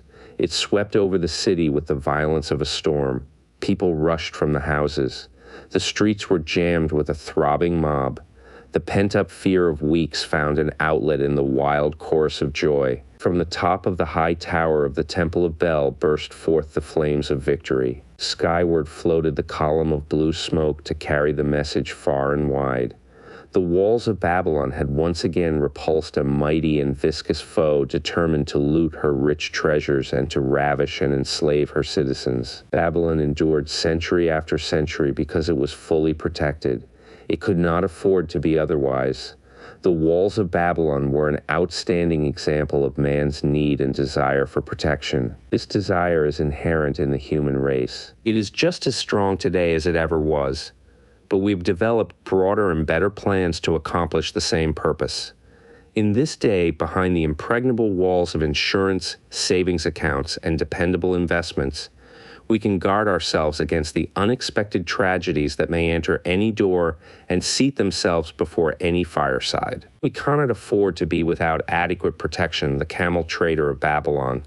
The hungrier one becomes, the clearer one's mind works. Also, the more sensitive one becomes to the odors of food. Tarkad, the son of Azure, certainly thought so. For 2 whole days he had tasted no food except 2 small figs purloined from over the wall of a garden. Not another could he grab before the angry woman rushed forth and chased him down the street. Her shrill cries were still ringing in his ears as he walked through the marketplace. They helped him to retrain his restless fingers from snatching the tempting fruits from the baskets of the market women. Never before had he realized how much food was brought to the markets of Babylon and how good it smelled. Leaving the market, he walked across to the inn and paced back and forth in front of the eating house. Perhaps here he might meet someone he knew, someone from whom he could borrow a copper that would gain him a smile from the unfriendly keeper of the inn, and with it a liberal helping. Without the copper, he knew all too well how unwelcome he would be. In his abstraction, he unexpectedly found himself face to face with the one man he wished most to avoid, the tall, bony figure of Dabasir, the camel trader. Of all the friends and others from whom he had borrowed small sums, Dabasir made him feel the most uncomfortable because of his failure to keep his promises to repay promptly. Dabasir's face lighted up at the sight of him. "Ha, 'tis Tarkad, just the one I have been seeking, that he might repay the 2 pieces of copper which I lent him a moon ago. Also the piece of silver which I lent to him before that. We are well met. I can make good use of the coins this very day. What say, boy, what say?" Tarkad stuttered and his face flushed. He had naught in his empty stomach to nerve him to argue with the outspoken Dabasir. "I am sorry, very sorry," he mumbled weakly, "but this day I have neither the copper nor the silver with which I could repay." "Then get it," Dabasir insisted. "Surely thou canst get hold of a few coppers and a piece of silver to repay the generosity of an old friend of thy father, who aided thee whence thou wast in need? 'Tis because ill fortune does pursue me that I cannot pay." "Ill fortune? Wouldst blame the gods for thine own weakness? Ill fortune pursues every man who thinks more of borrowing than of repaying. Come with me, boy, while I eat. I am hungry, and I would tell thee a tale." Tarkad flinched from the brutal frankness of Dabasir, but here at least was an invitation to enter the coveted doorway of the eating house. Dabasir pushed him to a far corner of the room where they seated themselves upon small rugs. When Kauskor, the proprietor, appeared smiling, Dabasir addressed him with his usual freedom. "Fat lizard of the desert, bring to me a leg of the goat, brown with much juice, and bread and all of the vegetables, for I am hungry and want much food. Do not forget my friend here. Bring to him a jug of water, have it cooled, for the day is hot." Tarkad's heart sank. Must he sit here and drink water while he watched this man devour an entire goat leg? He said nothing. He thought of nothing he could say. Dabasir, however, knew no such thing as silence. Smiling and waving his hand good-naturedly to the other customers, all of whom knew him, he continued, "I did hear from a traveler just returned from Urfa of a certain rich man who has a piece of stone cut so thin that one can look through it. He put it in the window of his house to keep out the rains. It is yellow, so this traveler does relate, and he was permitted to look through it, and all the outside world looks strange and not like it really is. What say you to that, Tarkad? Thinkest all the world could look to a man a different color from what it is?" "I dare say," responded the youth, much more interested in the fat leg of goat placed before Dabasir. "Well, I know it to be true, for I myself have seen the world all of a different color from what it really is, and the tale I am about to tell relates how I came to see it in its right color once more." "Dabasir will tell a tale," whispered a neighboring diner to his neighbor, and dragged his rug close. Other diners brought their food and crowded in a semicircle. They crunched noisily in the ears of Tarkad and brushed him with their meaty bones. He alone was without food. Dabasir did not offer to share with him, nor even motion him to a small corner of the hard bread that was broken off and had fallen from the platter to the floor. "The tale that I am about to tell," began Dabasir, pausing to bite a goodly chunk from the goat leg, "relates to my early life and how I came to be a camel trader. Didst anyone know that I once was a slave in Syria?" A murmur of surprise ran through the audience, to which Dabasir listened with satisfaction. "When I was a young man," continued Dabasir after another vicious onslaught on the goat leg, "I learned the trade of my father, the making of saddles. I worked with him in his shop and took to myself a wife. Being young and not greatly skilled, I could earn but little, just enough to support my excellent wife in a modest way. I craved good things which I could not afford. Soon I found that the shopkeepers would trust me to pay later, even though I could not pay at the time. Being young and without experience, I did not know that he who spends more than he earns is sowing the winds of needless self-indulgence, from which he is sure to reap the whirlwinds of trouble and humiliation. So I indulged my whims for fine raiment and bought luxuries for my good wife and our home beyond our means. I paid as I could, and for a while all went well, but in time I discovered I could not use my earnings both to live upon and to pay my debts. Creditors began to pursue me to pay for my extravagant purchases, and my life became miserable. I borrowed from my friends but could not repay them either. Things went from bad to worse. My wife returned to her father, and I decided to leave Babylon and seek another city where a young man might have better chances. For 2 years I had a restless and unsuccessful life working for caravan traders. From this I fell in with a set of likable robbers who scoured the desert for unarmed caravans. Such deeds were unworthy of the son of my father, but I was seeing the world through a colored stone and did not realize to what degradation I had fallen. We met with success on our first trip, capturing a rich haul of gold and silks and valuable merchandise. This loot we took to Janir and squandered. The second time we were not so fortunate. Just after we had made our capture, we were attacked by the spearsmen of a native chief to whom the caravans paid for protection. Our 2 leaders were killed, and the rest of us were taken to Damascus, where we were stripped of our clothing and sold as slaves. I was purchased for 2 pieces of silver by a Syrian desert chief. With my hair shorn and but a loincloth to wear, I was not so different from the other slaves. Being a reckless youth, I thought it merely an adventure until my master took me before his 4 wives and told them they could have me for a eunuch. Then indeed did I realize the hopelessness of my situation. These men of the desert were fierce and warlike. I was subject to their will without weapons or means of escape. Fearful I stood as those 4 women looked me over. I wondered if I could expect pity from them. Sira, the first wife, was older than the others. Her face was impassive as she looked upon me. I turned from her with little consolation. The next was a contemptuous beauty who gazed at me as indifferently as if I had been a worm of the earth. The 2 younger ones tittered as though it were all an exciting joke. It seemed an age that I stood waiting sentence. Each woman appeared willing for the others to decide. Finally, Sira spoke up in a cold voice. Of eunuchs we have plenty, but of camel tenders we have few, and they are a worthless lot. Even this day I would visit my mother who is sick with the fever, and there is no slave I would trust to lead my camel. Ask this slave if he can lead a camel. My master thereupon questioned me, "What know you of camels?"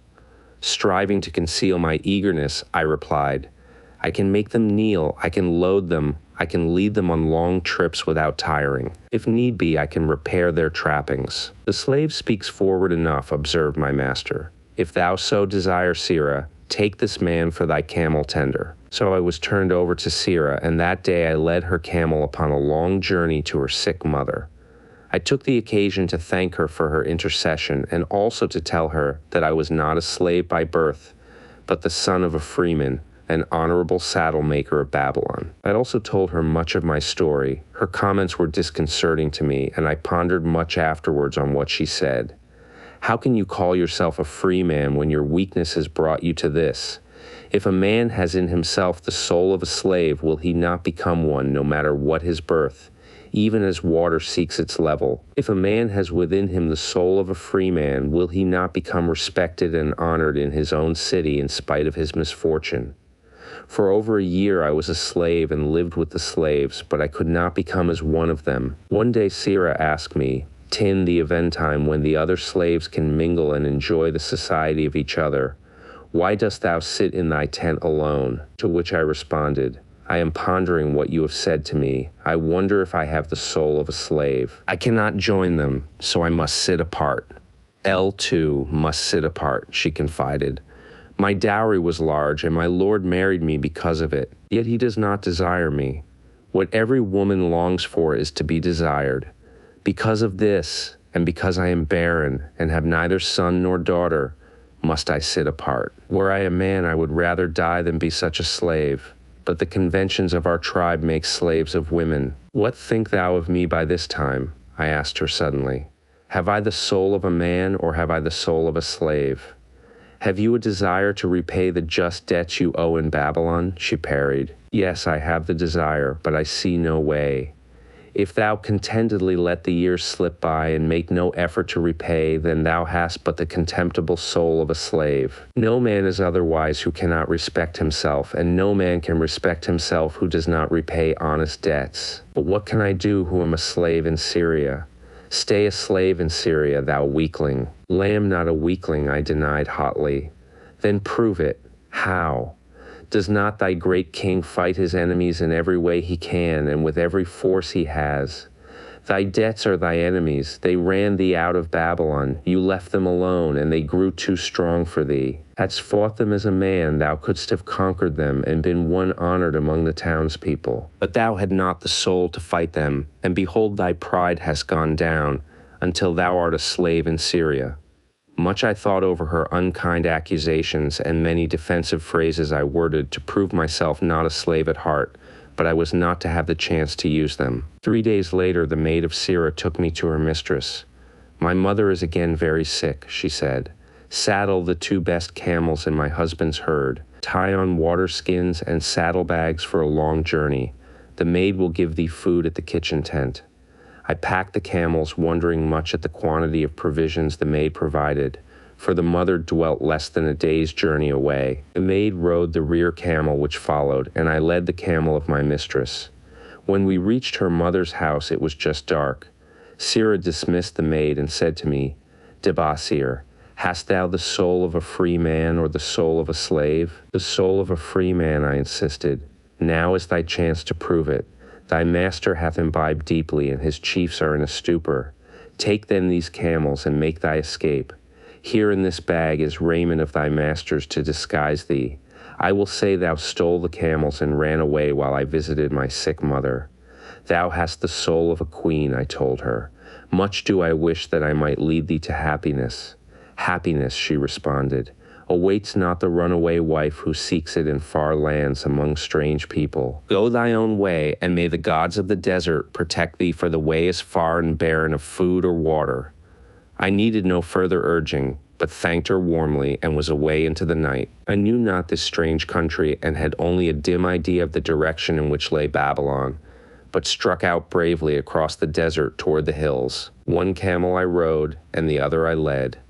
All that night I traveled, and all the next day, urged on by the knowledge of the terrible fate that was meted out to slaves who stole their master's property and tried to escape. Late that afternoon, I reached a rough country as uninhabitable as the desert.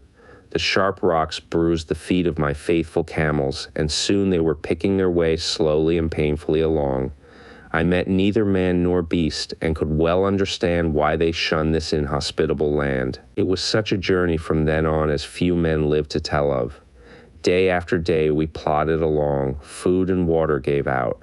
The heat of the sun was merciless. At the end of the 9th day I slid from the back of my mount with the feeling that I was too weak to ever remount, and I would surely die, lost in this abandoned country. I stretched out upon the ground and slept, not waking until the first gleam of daylight.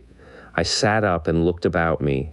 There was a coolness in the morning air. My camels lay dejected not far away. About me was a vast waste of broken country covered with rock and sand and thorny things, no sign of water, naught to eat for man or camel. Could it be that in this peaceful quiet I faced my end?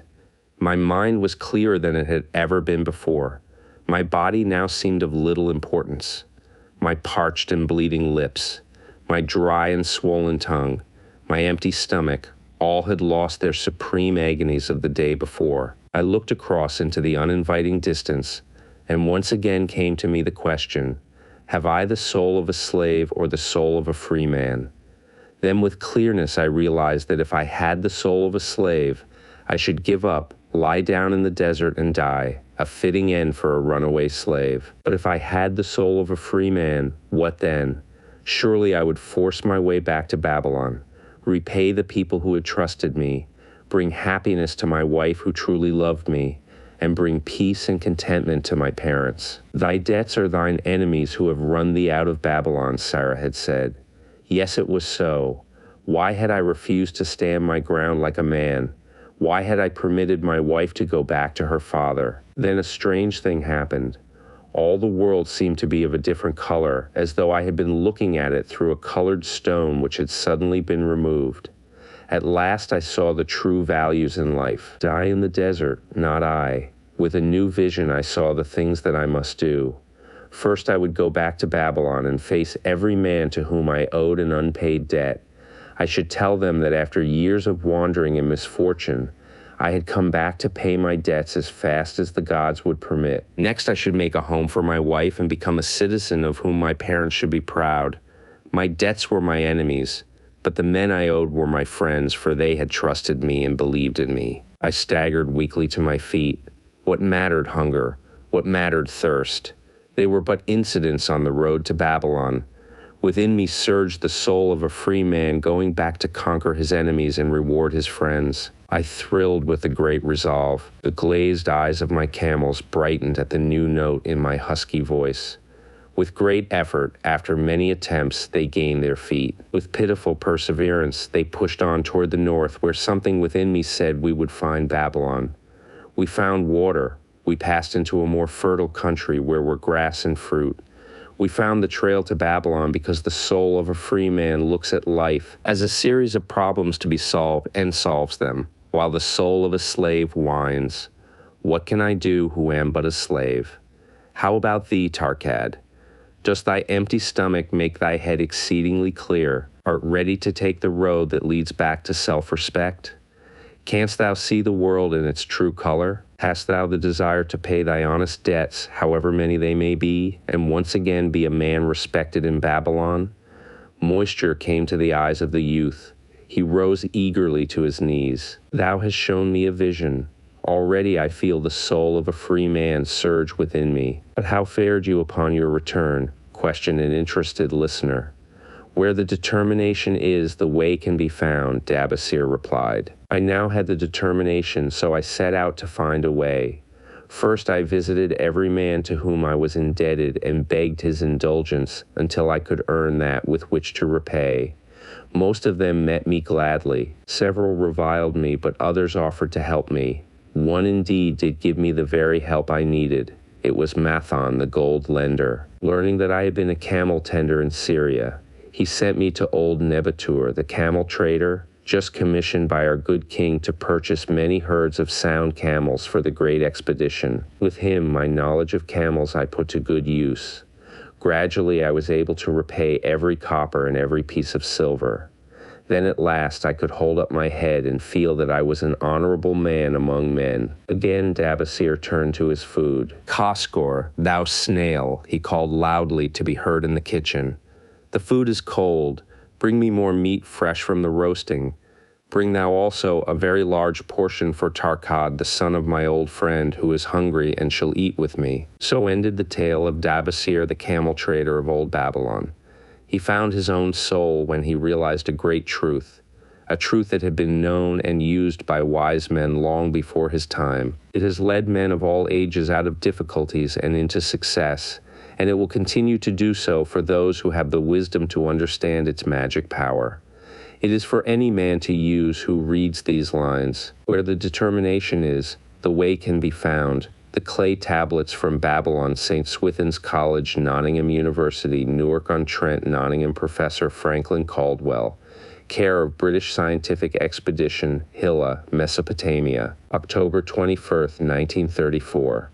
My dear Professor, the 5 clay tablets from your recent excavation in the ruins of Babylon arrived on the same boat with your letter. I have been fascinated no end, and have spent many pleasant hours translating their inscriptions. I should have answered your letter at once, but delayed until I could complete the translations which are attached. The tablets arrived without damage, thanks to your careful use of preservatives and excellent packing. You will be as astonished as we in the laboratory at the story they relate. One expects the dim and distant past to speak of romance and adventure, Arabian Nights sort of things, you know. When instead it discloses the problem of a person named Dabasir to pay off his debts, one realizes that conditions upon this old world have not changed as much in 5,000 years as one might expect. It's odd, you know, but these old inscriptions rather rage me, as the students say. Being a college professor, I am supposed to be a thinking human being possessing a working knowledge of most subjects.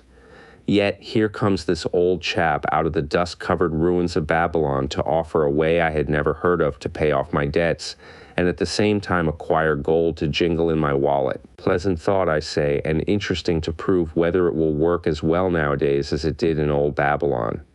Mrs. Shrewsbury and myself are planning to try out his plan upon our own affairs, which could be much improved. Wishing you the best of luck in your worthy undertaking, and waiting eagerly another opportunity to assist, I am yours sincerely, Alfred H. Shrewsbury, Department of Archaeology. Tablet number. Now when the moon becometh full, I, Dabasir, who am but recently returned from slavery in Syria, with the determination to pay my many just debts and become a man of means worthy of respect in my native city of Babylon, do here engrave upon the clay a permanent record of my affairs to guide and assist me in carrying through my high desires. Under the wise advice of my good friend Mathon, the gold lender, I am determined to follow an exact plan that he doth say will lead any honorable man out of debt into means and self-respect. This plan includeth 3 purposes, which are my hope and desire.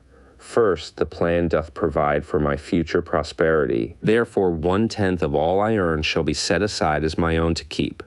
For Mathon speaketh wisely when he saith, that man who keepeth in his purse both gold and silver that he need not spend is good to his family and loyal to his king. The man who hath but a few coppers in his purse is indifferent to his family and indifferent to his king. But the man who hath naught in his purse is unkind to his family and is disloyal to his king, for his own heart is bitter. Therefore the man who wisheth to achieve must have coin that he may keep to jingle in his purse, that he have in his heart love for his family and loyalty to his king. Second, the plan doth provide that I shall support and clothe my good wife who hath returned to me with loyalty from the house of her father.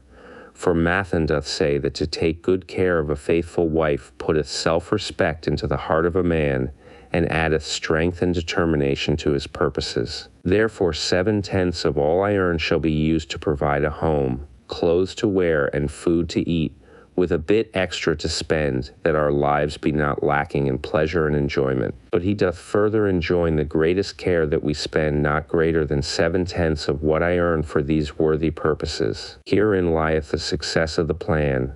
I must live upon this portion, and never use more nor buy what I may not pay for out of this portion. Tablet number 3rd. The plan doth provide that out of my earnings my debt shall be paid. Therefore each time the moon is full, 2/10 of all I have earned shall be divided honorably and fairly among those who have trusted me and to whom I am indebted. Thus in due time will all my indebtedness be surely paid. Therefore do I here engrave the name of every man to whom I am indebted, and the honest amount of my debt. Faru, the cloth weaver, 2 silver, 6 copper. Sinjar, the couch maker, 1 silver. Amar, my friend, 3 silver, 1 copper. Zankar, my friend, 4 silver, 7 copper. Askamir, my friend, 1 silver, 3 copper. Haransur, the jewel maker, 6 silver, 2 copper. Dyerbaker, my father's friend, 4 silver, 1 copper. Alkahad, the house owner, 14 silver. Mathon, the gold lender, 9 silver. Birajik, the farmer, 1 silver, 7 copper. From here on, disintegrated cannot be deciphered. Tablet number 3. To these creditors do I owe in total 119 pieces of silver and 141 pieces of copper. Because I did owe these sums and saw no way to repay, in my folly I did permit my wife to return to her father, and didst leave my native city and seek easy wealth elsewhere, only to find disaster and to see myself sold into the degradation of slavery. Now that Mathon doth show me how I can repay my debts in small sums of my earnings, do I realize the great extent of my folly in running away from the results of my extravagances. Therefore have I visited my creditors and explained to them that I have no resources with which to pay except my ability to earn, and that I intend to apply 2/10 of all I earn upon my indebtedness evenly and honestly. This much can I pay, but no more. Therefore, if they be patient, in time my obligations will be paid in full. Amar, whom I thought my best friend, reviled me bitterly, and I left him in humiliation. Birajik, the farmer, pleaded that I pay him first, as he did badly need help. Alkahad, the house owner, was indeed disagreeable, and insisted that he would make me trouble unless I did soon settle in full with him. All the rest willingly accepted my proposal. Therefore am I more determined than ever to carry through, being convinced that it is easier to pay one's just debts than to avoid them. Even though I cannot meet the needs and demands of a few of my creditors, I will deal impartially with all. Tablet number 4. Again the moon shines full. I have worked hard with a free mind. My good wife hath supported my intentions to pay my creditors. Because of our wise determination, I have earned during the past moon, buying camels of sound wind and good legs, for Nabatur, the sum of 19 pieces of silver. This I have divided according to the plan. 1/10 have I set aside to keep as my own. 7/10 have I divided with my good wife to pay for our living. 2/10 have I divided among my creditors as evenly as could be done in coppers. I did not see Amar, but left it with his wife. Berajic was so pleased he would kiss my hand. Old Alcahad alone was grouchy and said I must pay faster. To which I replied that if I were permitted to be well fed and not worried, that alone would enable me to pay faster. All the others thanked me and spoke well of my efforts. Therefore, at the end of 1 moon, my indebtedness is reduced by almost 4 pieces of silver, and I possess almost 2 pieces of silver besides, upon which no man hath claim. My heart is lighter than it hath been for a long time. Again the moon shines full. I have worked hard, but with poor success. Few camels have I been able to buy. Only 11 pieces of silver have I earned. Nevertheless, my good wife and I have stood by the plan, even though we have bought no new raiment and eaten little but herbs. Again I paid ourselves 1/10 of the 11 pieces, while we lived upon 7/10. I was surprised when Amar commended my payment, even though small. So did Berajic. Alcahad flew into a rage, but when told to give back his portion if he did not wish it, he became reconciled. The others, as before, were content. Again the moon shines full, and I am greatly rejoiced. I intercepted a fine herd of camels and bought many sound ones, therefore my earnings were 42 pieces of silver. This moon my wife and myself have bought much-needed sandals and raiment. Also we have dined well on meat and fowl. More than 8 pieces of silver we have paid to our creditors. Even Alcahad did not protest. Great is the plan, for it leadeth us out of debt, and giveth us wealth which is ours to keep. 3 times the moon had been full since I last carved upon this clay. Each time I paid to myself 1/10 of all I earned. Each time my good wife and I have lived upon 7/10, even though at times it was difficult. Each time have I paid to my creditors 2/10. In my purse I now have 21 pieces of silver that are mine. It maketh my head to stand straight upon my shoulders, and maketh me proud to walk among my friends. My wife keepeth well our home, and is becomingly gowned. We are happy to live together. The plan is of untold value.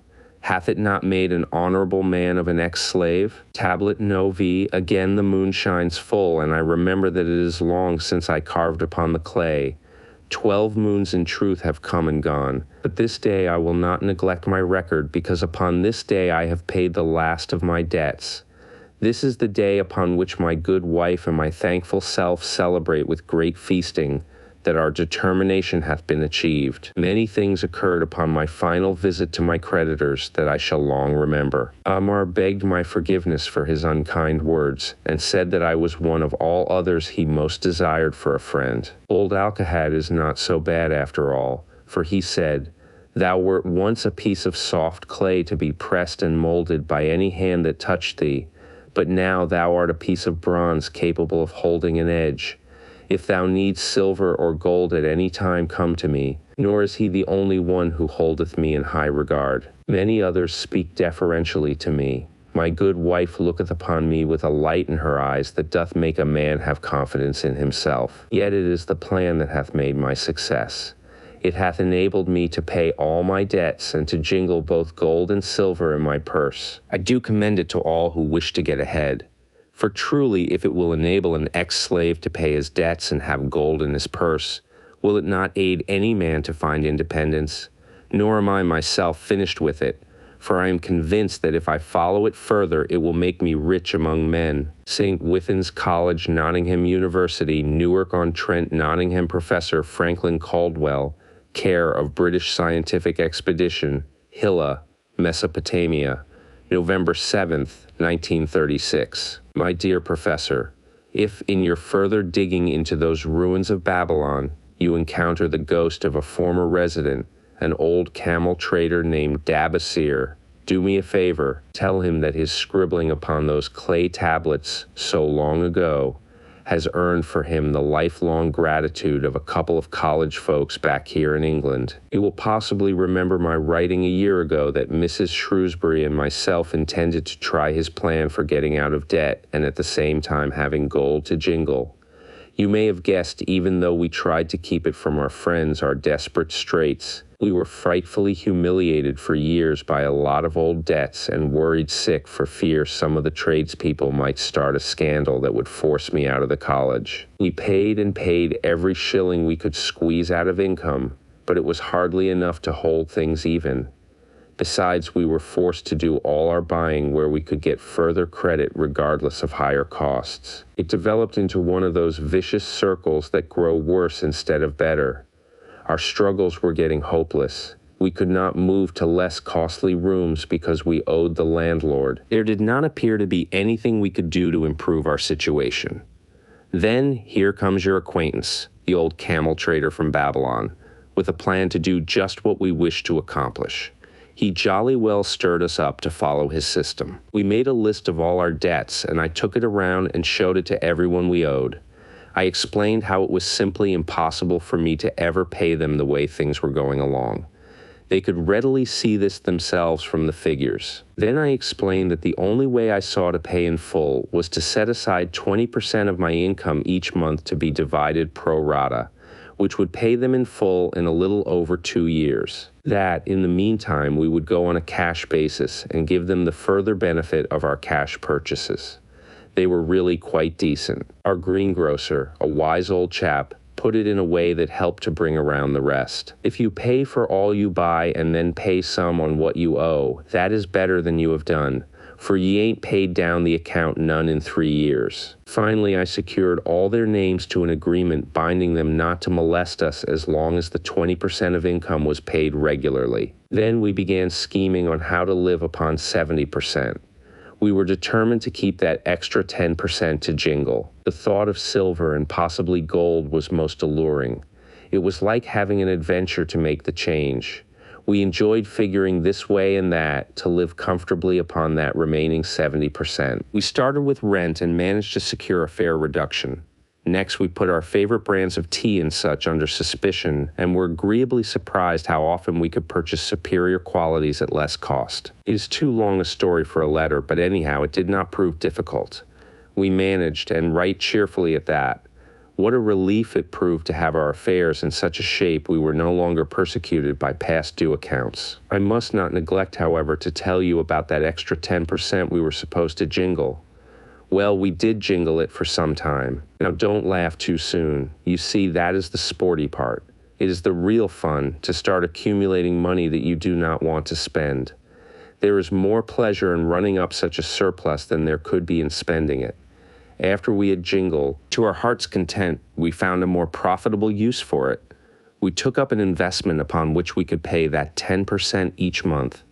This is proving to be the most satisfying part of our regeneration. It is the first thing we pay out of my check. There is a most gratifying sense of security to know our investment is growing steadily. By the time my teaching days are over, it should be a snug sum, large enough so the income will take care of us from then on. All this out of my same old check. Difficult to believe, yet absolutely true. All our debts being gradually paid and at the same time our investment increasing. Besides, we get along financially even better than before. Who would believe there could be such a difference in results between following a financial plan and just drifting along? At the end of the next year, when all our old bills shall have been paid, we will have more to pay upon our investment besides some extra for travel. We are determined never again to permit our living expenses to exceed 70% of our income. Now you can understand why we would like to extend our personal thanks to that old chap whose plan saved us from our hell on earth. He knew. He had been through it all. He wanted others to benefit from his own bitter experiences. That is why he spent tedious hours carving his message upon the clay. He had a real message for fellow sufferers, a message so important that after 5,000 years it has risen out of the ruins of Babylon, just as true and just as vital as the day it was buried. Yours sincerely, Alfred H. Shrewsbury, Department of Archaeology. The luckiest man in Babylon at the head of his caravan proudly rode Sharu-Nada, the merchant prince of Babylon. He liked fine cloth and wore rich and becoming robes. He liked fine animals and sat easily upon his spirited Arabian stallion. To look at him, one would hardly have guessed his advanced years. Certainly they would not have suspected that he was inwardly troubled. The journey from Damascus is long, and the hardships of the desert many. These he minded not. The Arab tribes are fierce and eager to loot rich caravans. These he feared not, for his many fleet-mounted guards were a safe protection. About the youth at his side, whom he was bringing from Damascus, was he disturbed. This was Hadan Gula, the grandson of his partner of other years, Arad Gula, to whom he felt he owed a debt of gratitude which could never be repaid. He would like to do something for this grandson, but the more he considered this, the more difficult it seemed, because of the youth himself. Eyeing the young man's rings and earrings, he thought to himself, "He thinks jewels are for men. Still he has his grandfather's strong face." But his grandfather wore no such gaudy robes. Yet I sought him to come, hoping I might help him get a start for himself, and get away from the wreck his father has made of their inheritance. Hadan Gula broke in upon his thoughts. "Why dost thou work so hard, riding always with thy caravan upon its long journeys? Dost thou never take time to enjoy life?" Sharunada smiled. "To enjoy life," he repeated. "What wouldst thou do to enjoy life if thou wert Sharunada? If I had wealth equal to thine, I would live like a prince. Never across the hot desert would I ride. I would spend the shekels as fast as they came to my purse. I would wear the richest of robes and the rarest of jewels. That would be a life to my liking, a life worth living." Both men laughed. "Thy grandfather wore no jewels." Sharunada spoke before he thought, then continued jokingly, "Wouldst thou leave no time for work?" "Work was made for slaves," Hadangula responded. Sharunada bit his lip but made no reply, riding in silence until the trail led them to the slope. Here he reined his mount, and pointing to the green valley far away, "See, there is the valley. Look far down, and thou canst faintly see the walls of Babylon. The tower is the temple of Bel. If thine eyes are sharp, thou mayest even see the smoke from the eternal fire upon its crest." "So that is Babylon? Always have I longed to see the wealthiest city in all the world," Hadangula commented. "Babylon, where my grandfather started his fortune. Would he were still alive. We would not be so sorely pressed. Why wish his spirit to linger on earth beyond its allotted time? Thou and thy father can well carry on his good work. Alas of us, neither has his gift. Father and myself know not his secret for attracting the golden shekels." Sharunada did not reply, but gave rein to his mount and rode thoughtfully down the trail to the valley. Behind them followed the caravan in a cloud of reddish dust. Some time later they reached the King's Highway and turned south through the irrigated farms. 3 old men plowing a field caught Sharunada's attention. They seemed strangely familiar. How ridiculous. One does not pass a field after 40 years and find the same men plowing there. Yet, something within him said they were the same. One, with an uncertain grip, held the plow. The others laboriously plodded beside the oxen, ineffectually beating them with their barrel staves to keep them pulling. 40 years ago he had envied these men. How gladly he would have exchanged places. But what a difference now. With pride he looked back at his trailing caravan, well-chosen camels and donkeys, loaded high with valuable goods from Damascus. All this was but one of his possessions. He pointed to the plowers, saying, "Still plowing the same field where they were 40 years ago. They look it, but why thinkest thou they are the same?" "I saw them there," Sharunada replied. Recollections were racing rapidly through his mind. Why could he not bury the past and live in the present?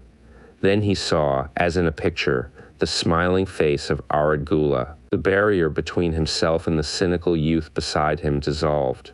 But how could he help such a superior youth with his spendthrift ideas and bejeweled hands? Work he could offer in plenty to willing workers, but not for men who considered themselves too good for work.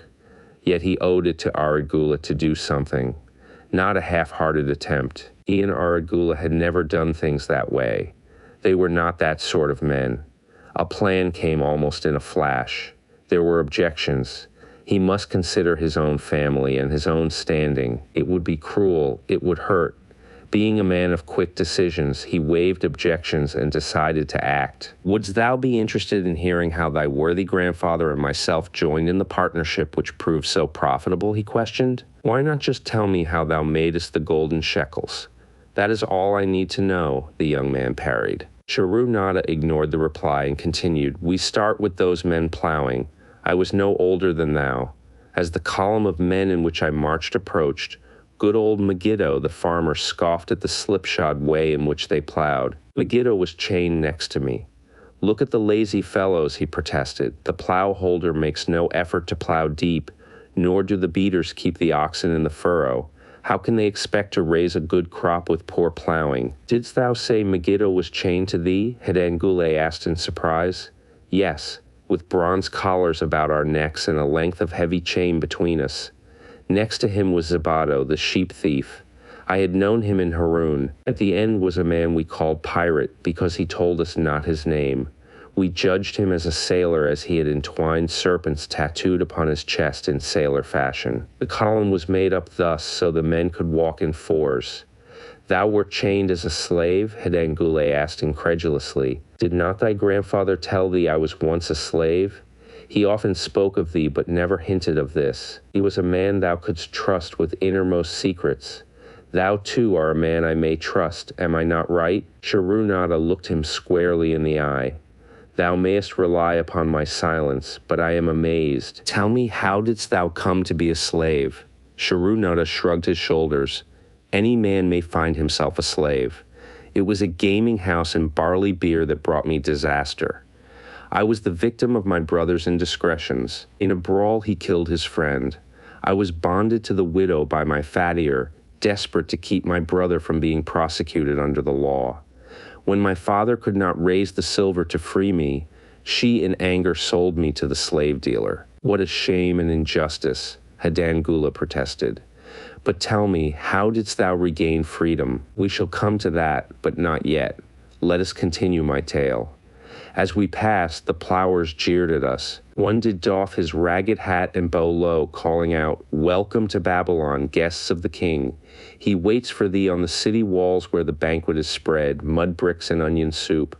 With that they laughed uproariously. Pirate flew into a rage and cursed them roundly.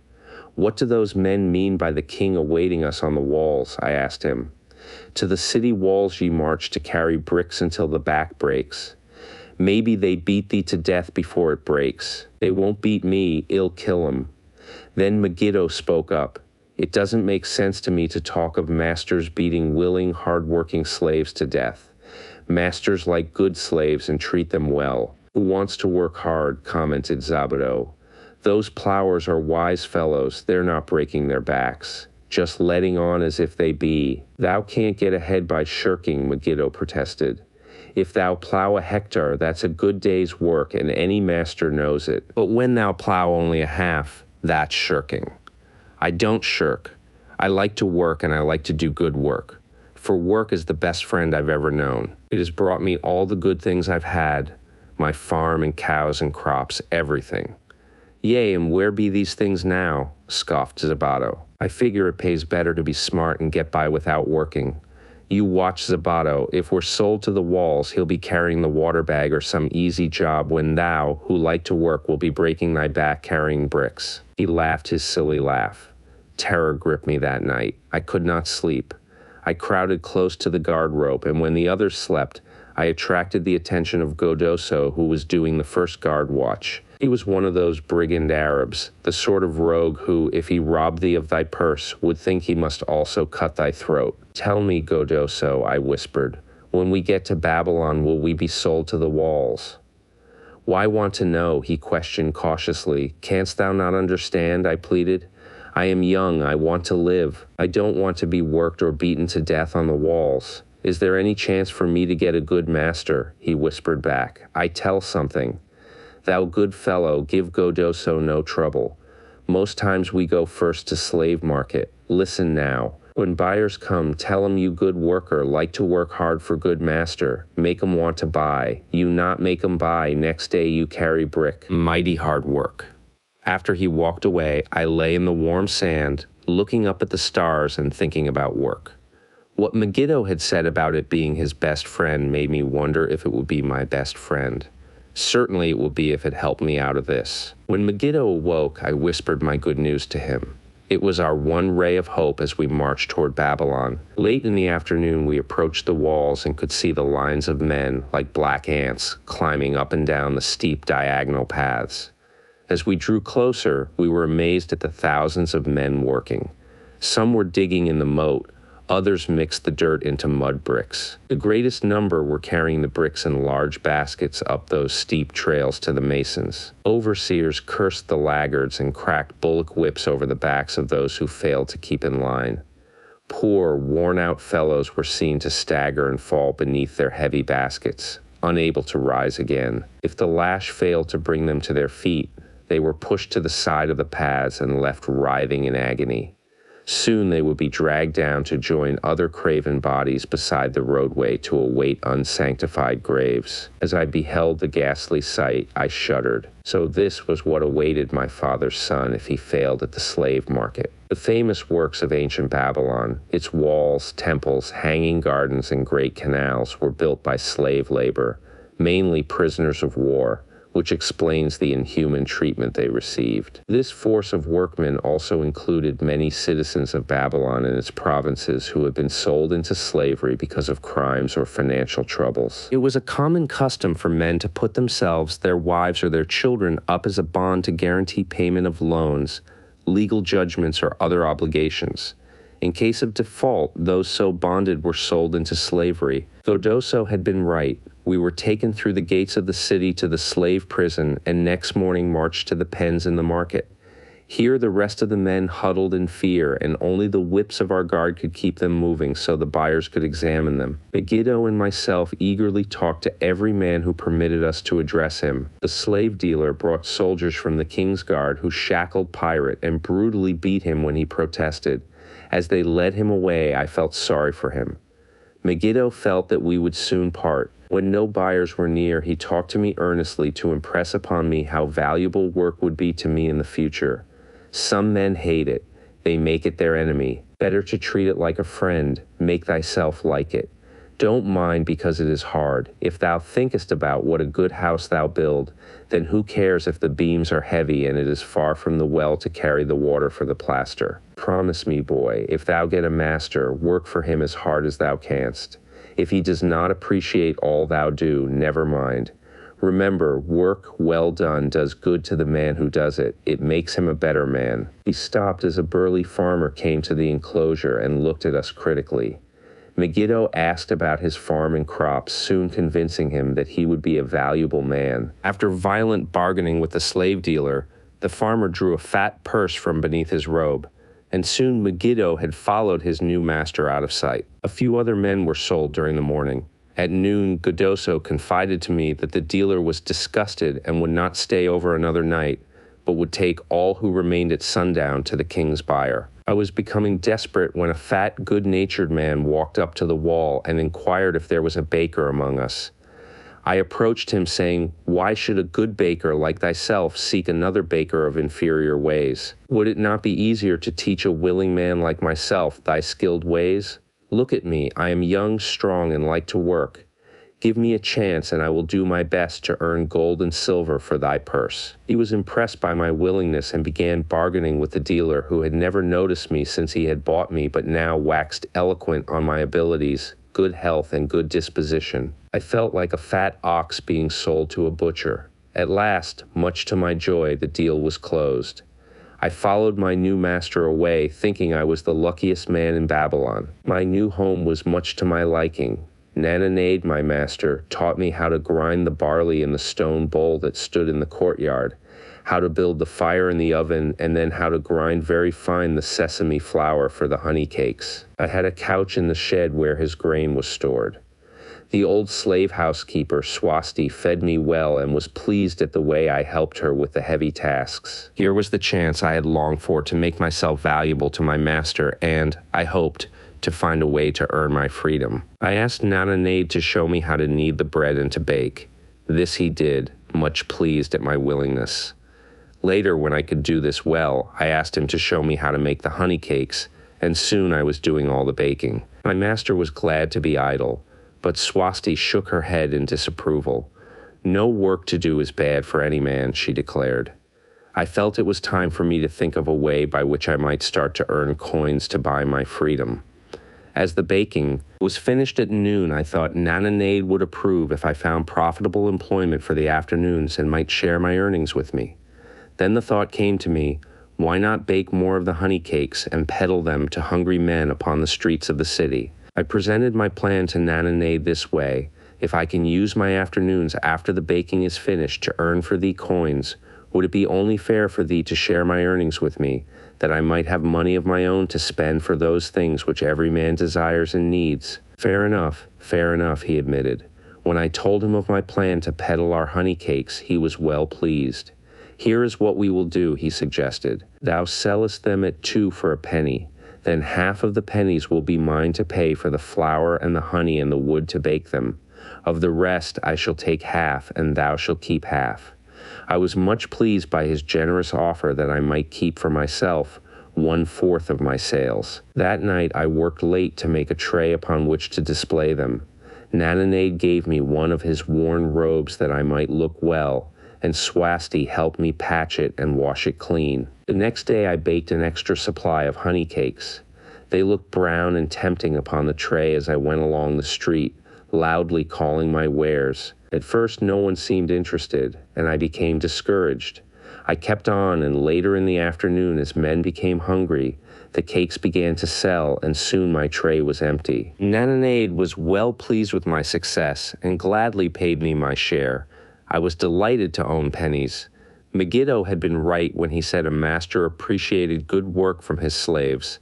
That night I was so excited over my success, I could hardly sleep, and tried to figure how much I could earn in a year, and how many years would be required to buy my freedom. As I went forth with my tray of cakes every day, I soon found regular customers. One of these was none other than thy grandfather, Arad Gula. He was a rug merchant and sold to the housewives, going from one end of the city to the other, accompanied by a donkey loaded high with rugs and a black slave to tend it.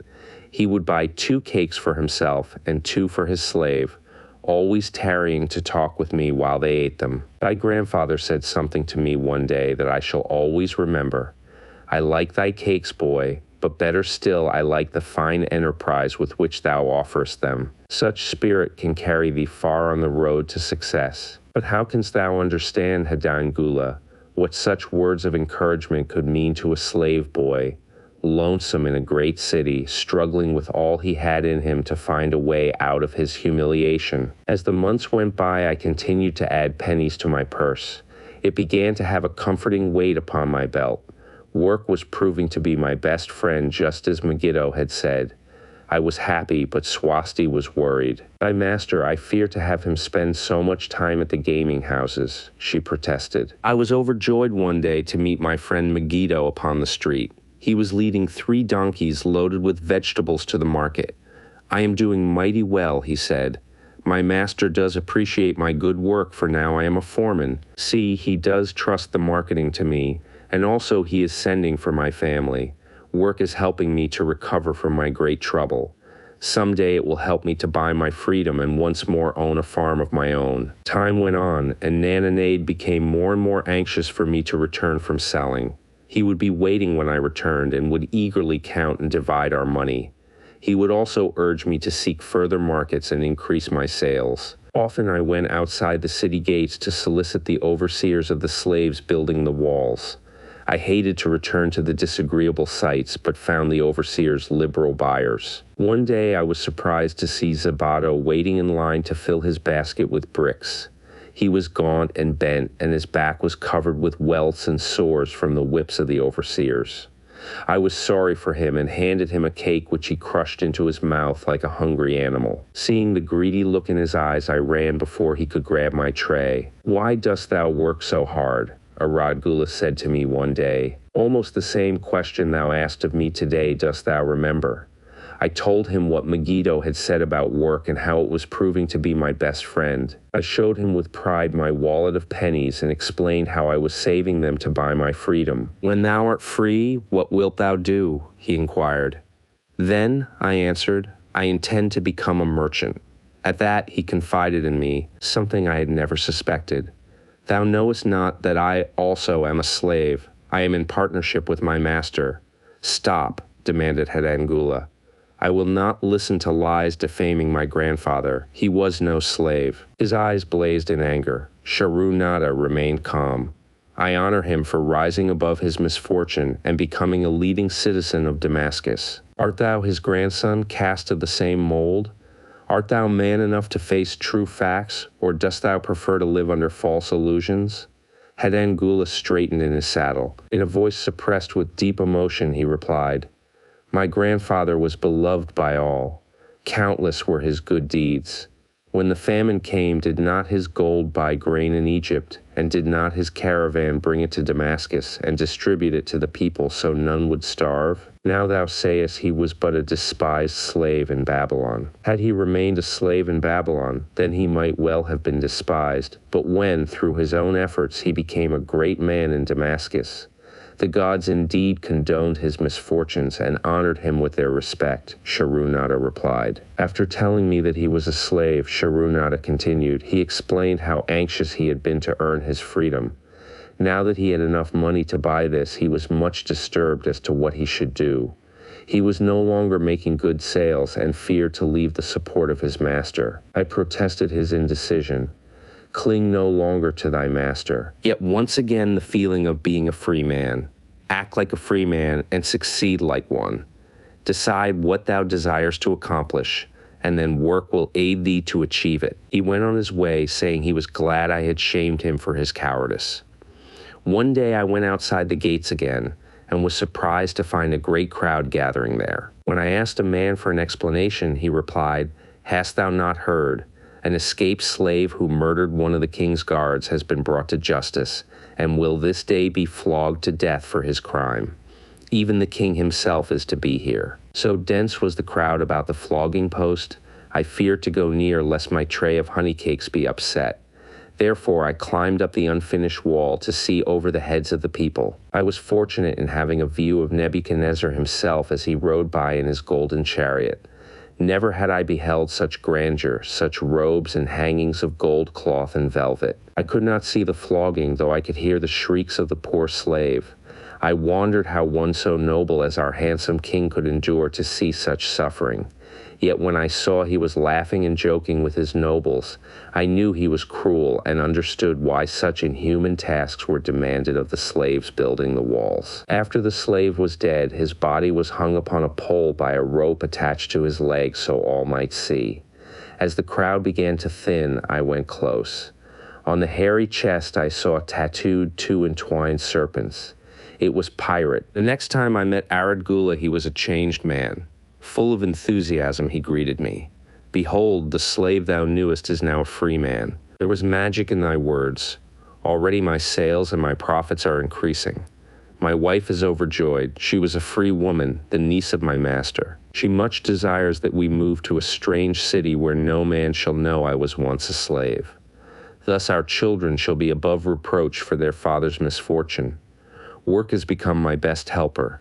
It has enabled me to recapture my confidence and my skill to sell. I was overjoyed that I had been able, even in a small way, to repay him for the encouragement he had given me. Slave customs in ancient Babylon, though they may seem inconsistent to us, were strictly regulated by law. For example, a slave could own property of any kind, even other slaves upon which his master had no claim. Slaves intermarried freely with non-slaves. Children of free mothers were free. Most of the city merchants were slaves. Many of these were in partnership with their masters and wealthy in their own right. One evening Swasti came to me in deep distress. Thy master is in trouble. I fear for him. Some months ago he lost much at the gaming tables. He pays not the farmer for his grain nor his honey. He pays not the money lender. They are angry and threaten him. Why should we worry over his folly? We are not his keepers. I replied thoughtlessly. Foolish youth, thou understandest not. To the money lender didst he give thy title to secure a loan. Under the law he can claim thee and sell thee. I know not what to do. He is a good master. Why, oh why should such trouble come upon him? Not were Swasti's fears groundless. While I was doing the baking next morning, the money lender returned with a man he called Sasi. This man looked me over and said I would do. The money lender waited not for my master to return, but told Swasti to tell him he had taken me.